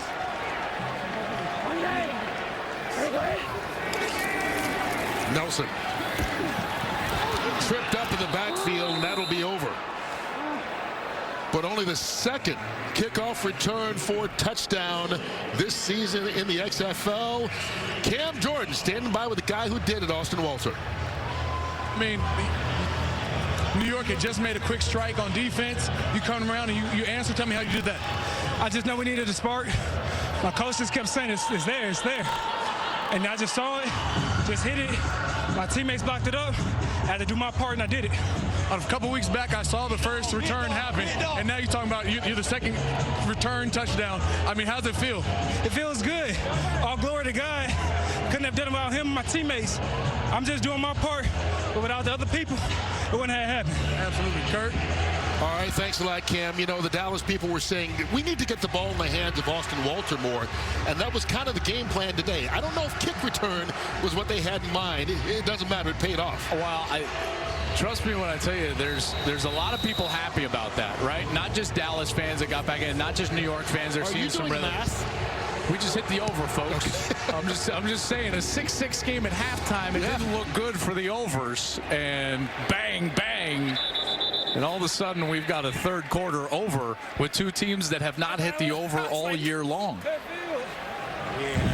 By rule, the ball hit in the field of play. The ball be placed at the 15-yard line. First down. So, folks, this is called a minor touchback. There are major touchbacks and minor touchbacks. So if you let the ball hit in the field of play and then it goes into the end zone, then you have to take the ball at the 15. So, again, everything in this rule in the kickoff is designed for a return, to keep the return in the game like we just saw for a touchdown. Keep that exciting action in there while removing the long run collision that is inherent in the sport as we have grown up with it. As you said, this game was 6-6 at halftime. Now it's just explosive play after explosive play and weird kickoffs and all kinds of stuff going on. We'll see how Perez and company answer that kickoff return starting at the 15-yard line. Hands it off to Darius Victor. Falls forward for a couple. Well, let's see what they're doing up on the offensive line here, okay? So 71, Brent Weiss is over at right tackle. Looks like Derek Dennis, number 63, has gone in at left tackle.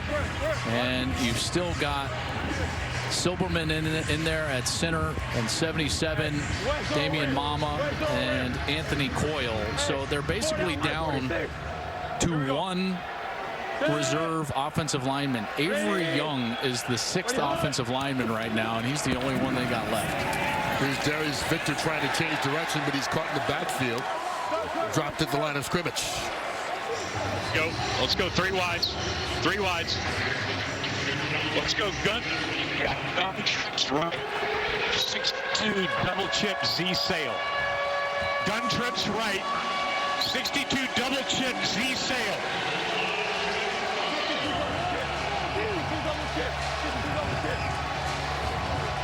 Dallas looking for a big defensive stop here. Here's the Z, called the sail route for the Z. Perez. Incomplete, flags come flying. Austin Duke, the intended receiver. Deshaun Phillips there on the coverage.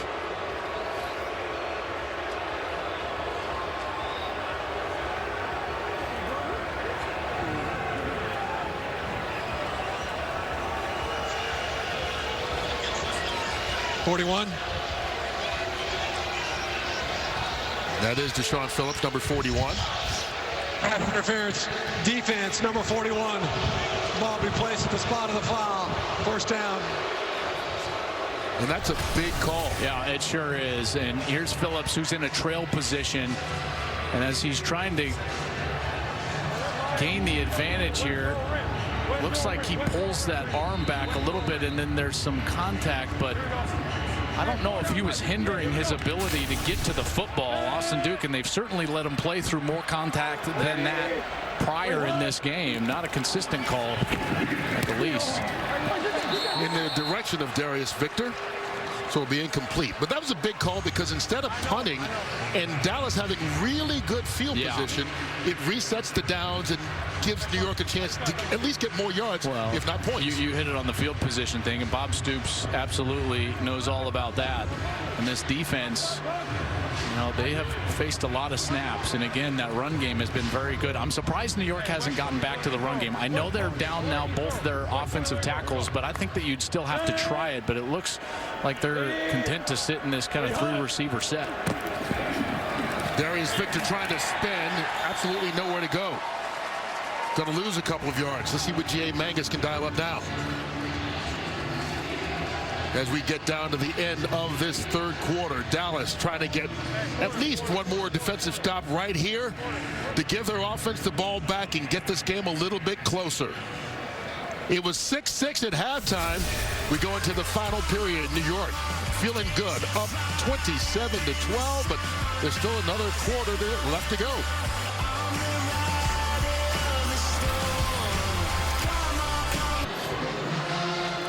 27 combined points in that third quarter. 21 of them coming in 52 seconds. So a lot of explosive plays. And you can see right now, this is unlike the Guardians' offense has been all season long. They did get a defense touchdown, but right now they are in control and trying to hold on to it. Up 27-12 as we start this fourth quarter. Kurt Menefee, Joel Klatt, and along the sideline, the Saints' Cameron Jordan with us. This is a big third down here for Dallas. Remember, they got that kick return, so they got a little momentum. They need to get that ball back for their offense right here. Perez going up and making the catch. Along the sideline is Colby Pearson. And it's going to be a stop by this Dallas defense.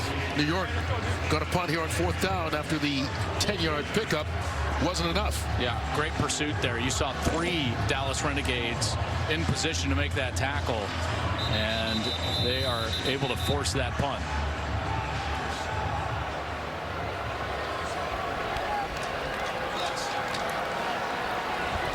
All right, Flynn Nagel back deep to take the punt for Dallas, who has a chance to just get a little bit closer. Philip Nelson in at quarterback this week. Landry Jones expected to miss about 2 weeks, they hope only 2 weeks, after re-injuring his knee last week, the MCL, on a quarterback sneak. Here's Justin Vogel.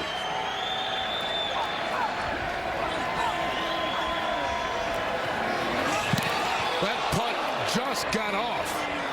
Flynn Nagel bobbles it, and he lost the football. New York has recovered. Now let's see if he was down by contact. That is the question. DeJuan Hines has the football. Well, first of all, Dallas came so close to getting that block. Jazz Ferguson was in the backfield and almost got to it. First down, New York. And then at the end of it, they did call it a fumble. Out, yes, and that's a correct call. The contact being made. Do you see who knocked it out? That was Marquise Williams, the backup quarterback on special teams. He's also their up back on punts. Knocked the ball out. DeJuan Hines recovered, and Nagel costing his team a possession. It's such a smart strategy because with Williams in there as the up back, then you've got a fake at your disposal at all times because he can throw the football, he can orchestrate the punt team, and then he gets down there and makes a terrific play and knocks the ball loose after scoring a touchdown earlier, and Nagel with the huge mistake. Remember, it's been Dallas's Achilles heel. The fact on the field is confirmed. First down, New York. The fact that they cannot hold on to the football. 5 turnovers last week in a 27-21 loss to Houston, the undefeated Houston Roughnecks. And Bob Stoops told us, he said, we have got to hold on to the football and stop making small mistakes like that. And Nagel coughs it up on the special teams play. Perez trying to make him pay. Here's Tim Cook. You know, we've seen a high snap several times. Yeah. Now, is this intentional at times? No. That's is that bad that often? What? I mean, it's been I'll give Ian Silverman this. 20 times. Listen, he's consistent, right? Okay. So, you know, if you snap it high every single time, then it's on me to get it as the quarterback. But it definitely has been high.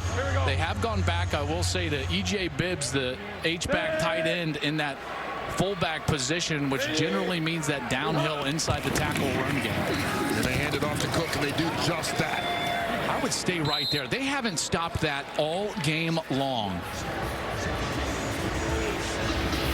0. 34 Mike, alert West Uncle. Come here, hey, come here. McKinney. McKinney. McKinney. Where you want? Where you want? Adewusi is still down. Tini Adewusi, the safety. He gets up. Good to see him limp off.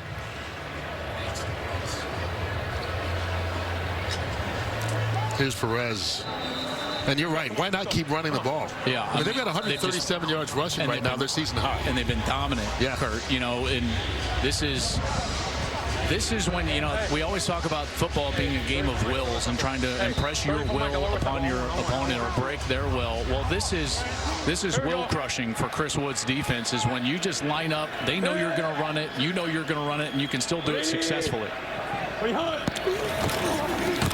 Why not keep going to it? Tim Cook. Second effort. Asante Brown with the stop, but only after Cook got 2 yards on the run. And there were no safeties back. You talk about trying to commit. Chris Woods is putting the kitchen sink at the line of scrimmage, knowing that the Guardians have been so successful up front. This is the time now to play action. Get back into that set. There's no safeties back in the middle of the field. It's hard play action time. Sneak the tight end past the linebacker. Try to get that ball right down the seam. And there you see it again. No one back deep. They throw it out. Kobe Pearson. And right in front of Donatello Brown, but not much afterwards, if any. And with Brown back in that soft coverage, what can he do? Sit there with his eyes on the quarterback, and he saw that short pass coming a mile away.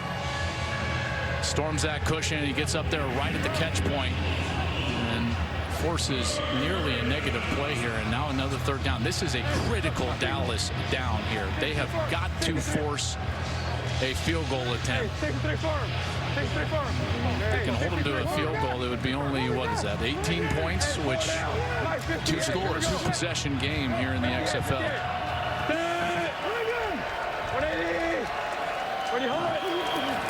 High snap again. Perez over the middle. Caught by the tight end, Jake Powell, and it's good enough for the first down.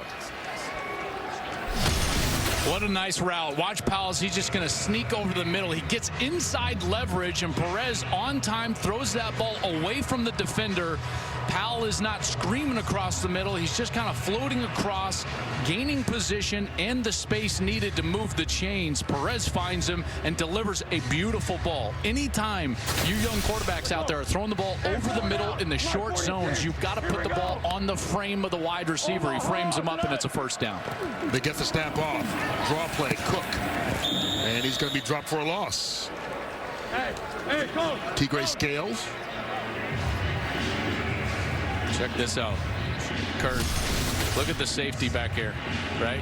And at the snap of the football, he just flies downhill. I mean, they are committing all of their resources to stopping the run game, knowing that G.A. Mangus has that ability to just call the run plays, and that offensive line has been winning on the line of scrimmage. Hey, 49, my 48, here we go. Ready? Bibbs the tight end back at a fullback position, if you will. Is Darius Victor. He's going to be stopped at the line of scrimmage. Greer Martini and Asante Brown with the tackle, and here's that big third down again. Yeah, and on these third downs, they have looked for their one-on-one opportunities on the outside, and they've won a lot of them. Mikel McKay, number 1. Redding, number 9. They're the guys on the outside. We'll see if they try to get them in a one-on-one situation here. 62, let's go. Let's go. Hey, 4 down. 38, here we go. See the play clock winding down. Caught Kobe Pearson, but obviously way short as Asante Brown makes the stop, and here on 4th down, New York will have to settle for the field goal attempt. I mean, still a great possession, because if they can execute and convert here with a field goal, even though it's still a 2-possession game, you're forcing Bob Stoops' team to get 2 touchdowns and 2 3-point conversions, which the percentages would say are very low. All right. Okay, all right. I mean, that guy was scared to death of McHale. Okay, all right. You know what I mean?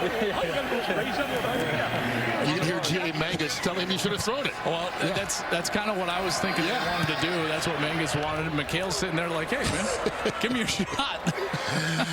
Matthew McCrane from 26 yards out extends the lead to 18. But again, in the XFL, that's 2 scores and 2 conversions.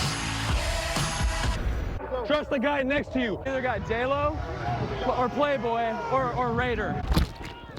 Stack, stack. Ah! Final foul! Final foul! Yeah! Go, Mule! Go, Mule! Well, this second half has belonged to the Guardians. They've outscored Dallas 24-6 to turn what was a 6-6 tie into an 18-point lead.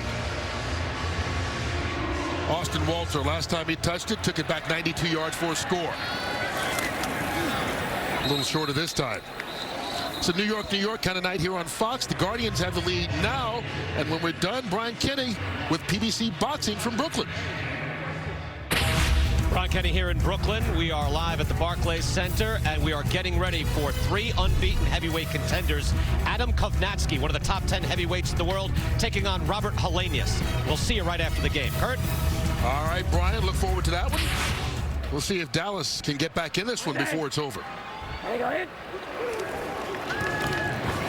Nelson over the middle. Josh Crockett bobbles it and is knocked out by Henry, incomplete. Just haven't seen the consistency from Dallas offensively. Too many drops, too much pressure in Nelson's face for the most part of this. This one's thrown a little behind him. Still got to secure that ball. We've seen Nelson miss a couple of throws that he probably should have made, in particular down the field. He had Badette one time, but it's just been kind of a series of errors. And the lone touchdown that they have gotten has been on special teams with that kick return from Austin Walter. Nelson. And just not even close to Badette on that one. Boy, they did not expect this from Dallas. They were high on Nelson coming into this game. They thought he had a great week of practice. He had a lot of reps in camp when Landry had that injury, and it has just not gone their way. And the second half has been no rhythm or success offensively for the Renegades. Well, no, New York has been in rhythm throughout. That one's caught. Flynn Nagel. Nagel will move the chains for Dallas. Yeah, a nice adjustment by Nagel there, as that ball was thrown really early, and Nagel, as he turned around, located the football and then ultimately corralled it for a first down. They got to go very fast. Gain of 16. As we reach the midway point of this fourth quarter. We go. Monday. Go ahead. Here comes the pressure on Nelson, and he's caught in the backfield. Nowhere to go. Savon Walker gets it. 92 sail again.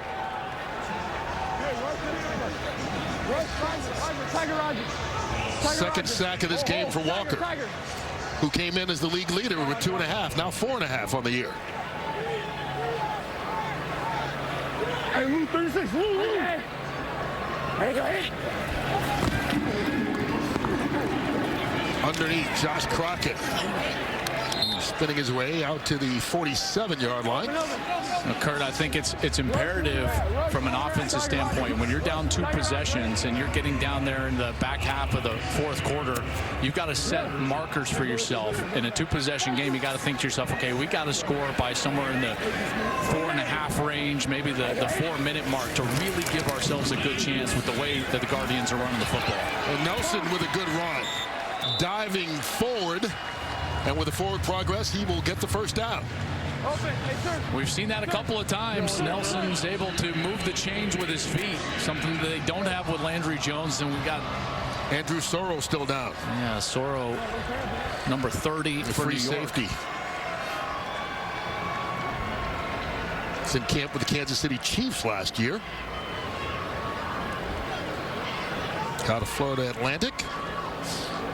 He was a linebacker for FAU. Was one of those do everything guys. Yeah. Linebackers, safety, play some defensive end. Let's take a quick break. There's Andrew Sorrow, had to be helped over the sideline, drinking some Gatorade, so hopefully it was just cramps. Wes Sutton comes in to replace him as Dallas tries to get something going here with 6:07 left, down by 2 scores. Looking for their first home win of the season. New York trying to win their first game on the road. I don't know what the stoppage is. Yeah, after all that time. Someone take a timeout? I don't quite understand that. But, you know, one of the things that I have been surprised throughout the league, Kurt, that the double forward pass has not really been exploited After yet. further review, the runner was stopped short of the line of the game by a half-yard line. The ball be placed at the 47.5. 4th down and a half-yard to go. The clock will start on my signal. So unbeknownst to us, they stopped it to have a replay review. I mean, they had a 3.5-minute break during the injury to do that. Yeah. Really weird today from our replay booth. Not the strongest we've seen, but we charge on. And they back it up, so it'll be 4th and 1 officially.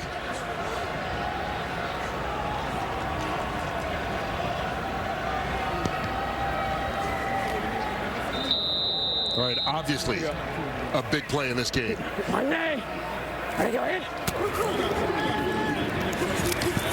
Nelson, Parham, first down.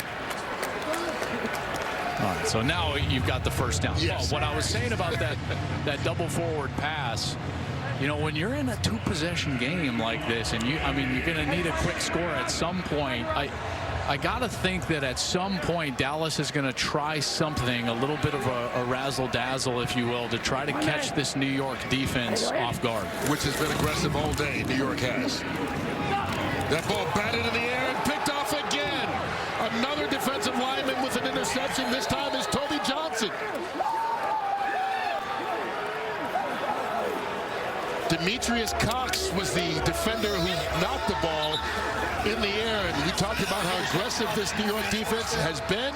It pays off once again with a turnover. Yeah, I don't really know what Nelson is looking at, because he's going to have a defender right in the zone area, and he tries to force the ball to Parham, but Parham even is not expecting the ball because he's covered. If anything, that ball needs to go behind Parham where the zone is opened up, but Nelson panics just a hair and then throws the ball leading Parham into the defender. That's just poor recognition from the quarterback, and New York again makes a big play. They have done a heck of a job. Big credit to Jim Herman, the defensive coordinator, who have put together a really good, solid game plan, confusing Philip Nelson during the course of the night. All right, Toby Johnson listed at a generous, I think, 340 pounds. Second interception we've seen by this defensive line for New York. Cameron Jordan standing by with Toby. Yeah, absolutely. I mean, when you talk about, tips equal picks, your guy Cox made a big play. You're able to get under it, and then you try to show the wheels, huh? What happened in that play? I mean, Cox just did a good job of deflecting the ball. I was chasing the ball, running to the ball, just doing what D-linemen do, came up with a pick. So then wheels off, huh? A little bit, did a little something. I had to protect my legs, though. Yeah, I mean, you talk about, exactly what you do for this team. I mean, that's a huge momentous play right there. How do you feel about it? I feel good, man. We just got to finish. There's still a lot of time on the clock. We just got to finish. Just do our job. Keep doing our job. Absolutely. Hey, best of luck, Kurt. Hey, thanks a lot. There's Justin Stockton with the big run. Flags are out on the play, but you can see, I think these players are having as much fun talking to the Saints' Cameron Jordan as we are listening. For the record, Cam, I know you got sacks, you got numbers, but you also have 2 picks in your career. And 1 for a touchdown. That's right. You had 1 pick in your career. You had picks in your career. Oh, yeah. Hey, look, when you talk about I've had picks in my career, you got to convert those into touchdowns. I mean, you saw a little bit of space, you got to hit that high knee and start rolling. 10-yard penalty. Second down. That penalty going to be holding on Colby Pearson, so it will come back. Now, this New York team having fun right now. And again, why not? I mean, when you're up like this, on the road, ready for your second straight win, and this will put them over 500 for the season as we get into the second half of the year. They won their opening game at home. They were clearly on a high, but then they had 2 weeks of a lot of turmoil and controversy. And Luis started last week and calmed that down at the quarterback position. It was a methodical win against Los Angeles, and they have just come out here and played a really solid game. They've run the football well. Their defense played well. They've created turnovers. Outside of the kick return given up for a touchdown, I felt like they played well on special teams, in particular their kick game, converting their opportunities to score points. So Kevin Gilbride's got to be absolutely ecstatic about the way that his team has come out of those 2 weeks of controversy. They were 1-2. They get the win last week, and now here they are on the road, staring down the barrel of their first road win of the season. Yeah, I mean, they're just putting up numbers. We talk about the 2 interceptions, 1 return for a touchdown. Their offense has 372 yards. The most they'd had in a game before today was 277, so almost 100 yards more, as Darius Victor won't add to that total right now. But this has been a good performance, with the exception of that return on special teams. I think more importantly than that 372, that's great, but I think Kevin Gilbride is going to be more enthused with the 143 yards, over 5 per carry on the ground. And from different running backs. That's right. Stockton emerged today. He had Victor with a couple of nice runs. Cook had a couple of nice runs. This is their road ahead. The Guardians, they're going to have what is now looking like a bit of a showdown, Kurt, with Houston. A couple of teams playing really well, clearly undefeated. Seattle, who's playing better with their new quarterback, B.J. Daniels. St. Louis, who's been fantastic. And then April 4th, they're going to have the D.C. Defenders. And how interesting is this East Division now? Because St. Louis is at 3-1 on top right now. Yep. D.C. is at 2-2, technically in second place. Yes. Barring a miracle right now, New York's going to be 3-2, so they could jump D.C. if St. Louis wins tomorrow and the top 2 teams make the playoffs. That's right. So in New York, a couple of short weeks, and all of a sudden they could find themselves in that second position in the East. And should D.C. win, there will be a 3-way tie for first place. Of course, D.C. will host the Battlehawks tomorrow on FS1 in what is now an even bigger game in the East. I think that's going to be a tough out because St. Louis is such a good team. We saw St. Louis last week. Jordan Ta'amu was phenomenal. He had 327 total yards in that win over Seattle. He leads the league in completion percentage. They have the #2 scoring offense and the #1 scoring defense. They're great on third down on both offense and defense. St. Louis, and we commented on this last week, they're just really good all around. Yeah. All very phases. solid. Similar to what we saw from New York today. This has been by far New York's best performance of the season. Here we go. Monday. Ready, go. Austin Walter. And the clock becomes the enemy for Dallas right now as well. And, they're still in a 2-possession game, and with the clock rules, I mean, this is not absolutely over, but they've got to go quick. And again, something like a double forward pass, something to ignite this offense, get the ball down the field as quickly as they can. Nelson out to Nagel. Right near that first down marker, but he gets out of bounds to stop the clock. Hey, dog Roger, dog Roger. They reset it once the ball is put down. These defensive backs are playing smart, soft coverage. Nothing deeper than them. Everybody retreating. Quick pass, Josh Crockett. Can't stay on his feet. Falls forward 6 yards. And hey, Roger. Forcing them to throw the football underneath. Then they rally up, make the tackle. I'll tell you, Jim Herman's done a heck of a job, hasn't he? Defensive coordinator for this club. Really has. And it just shows you. As Parham has that one knocked out as soon as he caught it, so it'll fall incomplete. Big hit by Wes Sutton. Third down. Remember, he's in the game because of the injury to Andrew Sorrell. But as I was saying, you get a couple of weeks into the season, and the way New York was playing, a lot of people thought that they might be the team in the most disarray in the entire league. They scored a total of 9 points in back-to-back games, weeks 2 and 3. They made a change at quarterback, brought in Luis Perez, won a close one last week against Los Angeles, and really dominated here in the second half at Dallas. And all of a sudden, everything's all settled down, and instead of being a team in disarray, New York's a team in firm control, at least in this one, with 2 minutes left to go here in regulation.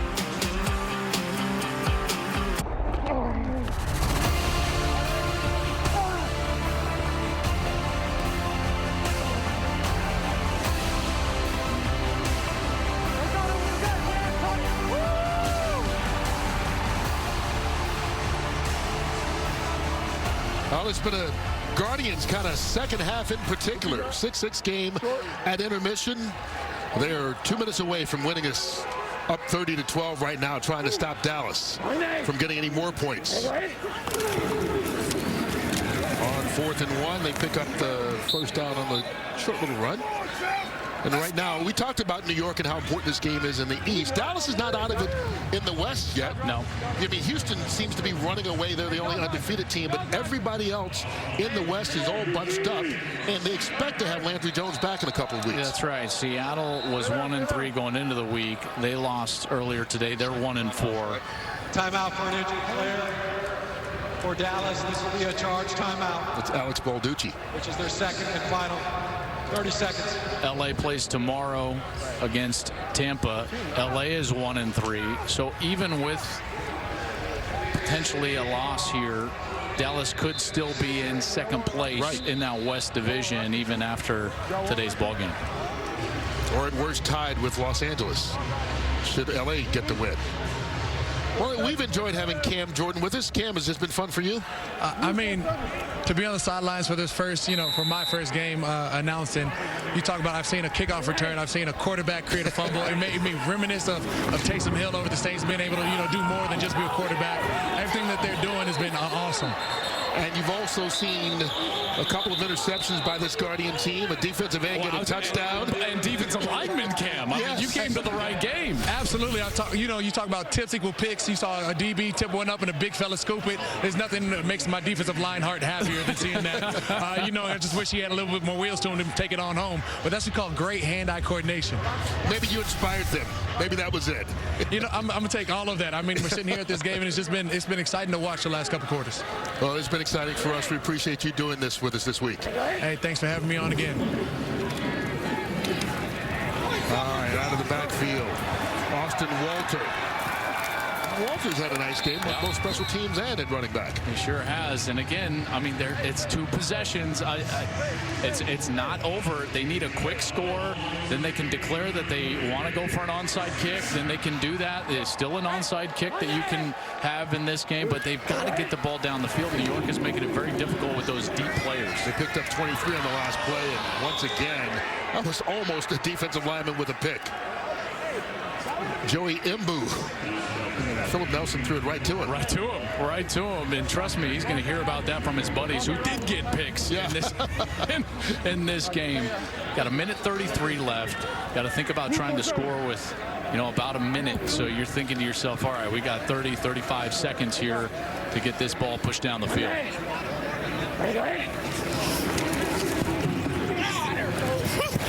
They're still looking for the offensive touchdown. The one score they got today was on a kick return. Yeah, and I know that they have to throw the ball right now, but moving forward, this Dallas team has got to commit to the run game more. We didn't see it tonight. Their 2, I think, most experienced and best offensive players are Cameron Artis-Payne and Lance Dunbar, and they've got to be featured in the run game a little bit more to help their quarterbacks out. Nelson just threw his 47th pass attempt. This is his 48th of the night. Yeah.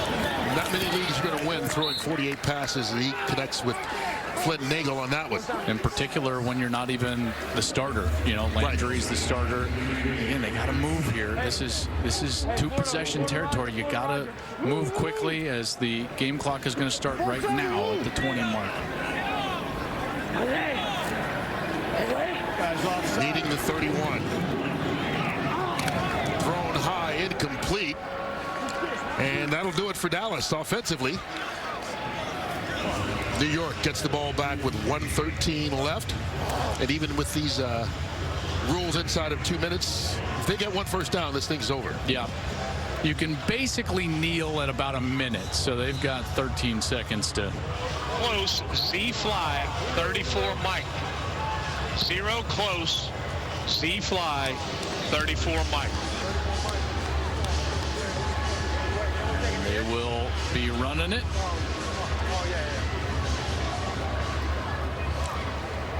And a good performance again from Luis Perez. Not earth-shattering stats, 229 yards, 1 touchdown. The 1 pick was tipped. But a guy just kind of stabilized this team, and stabilized this offense in particular, and really got it going in the second half. And it seems as though this whole team has responded to the change at quarterback. Tim Cook caught right at the line of scrimmage. Well, we talked about Dallas still being in it, and you can see their upcoming schedule here.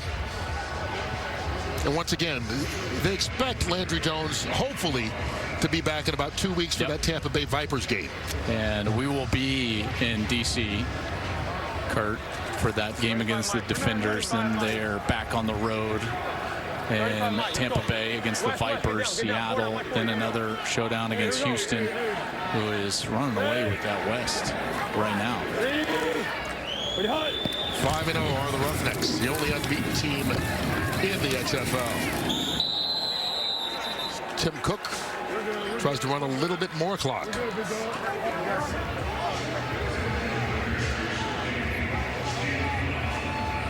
Once again, once this ball is spotted, they let 5 seconds run off, and then the game clock will start. So impressed with that offensive line, even with the guys that they got banged up. John Kling, again, was injured. Jaron Jones was ejected, and they still were able to run the football and really own that line of scrimmage. Yeah, 146 yards rushing. New York forced to use a timeout to save the play clock to avert the penalty.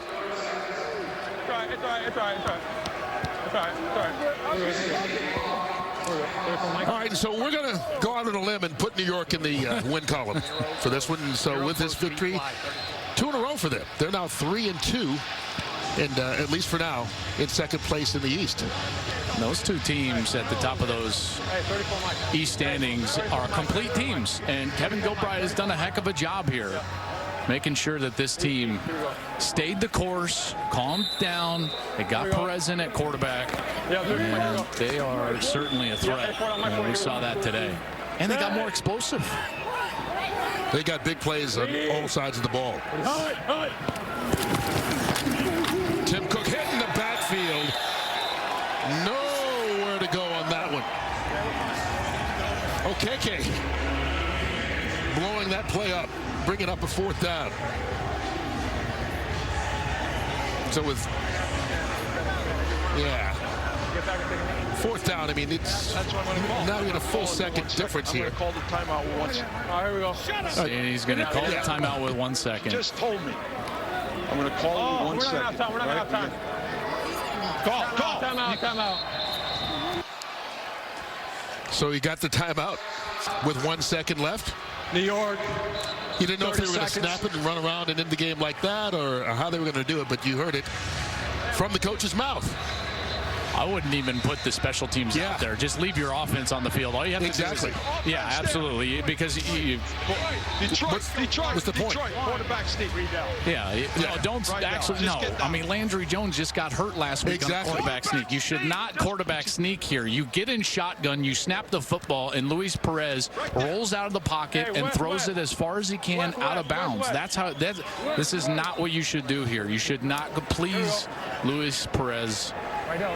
I'm not even going to say it. Well, that's what I thought they might do instead of using the timeout. There's no reason to sneak here. And he falls forward safely to end the ball game. So New York gets his first, but it worked. Yeah, it worked for them to get their first road win of the season. New York goes to 3-2. They knock off Dallas 30-12 here in Texas. Back to wrap things up right after this. Well, this one proved to be a tale of two halves, and it was a dominant second half for Luis Perez and the New York Guardians. Joel Klatt, they get the win 30-12. Yeah, and I love the way Luis Perez played today. I love the way his offensive line played. And the one thing that they had not had so far this season was some explosiveness on offense. Kurt, we saw that on the outside from some of their big play guys. And then the defense played sensational. Up front, that defensive line owned the game. The offensive line owned the game. That was a complete team win for the New York Guardians. That's got to feel good. Getting on the road, their first road win of the season. And suddenly the New York Guardians are a team to watch out for. Hey, you hit the over today, and New York covered. So the Guardians go to 3-2. PBC Fight Night from Brooklyn comes their way in just a minute. For Joel Klatt, Cameron Jordan, and our entire Fox Sports crew, I'm Kurt Menefee saying so long from Dallas. We'll see you next Saturday here for the XFL on Fox.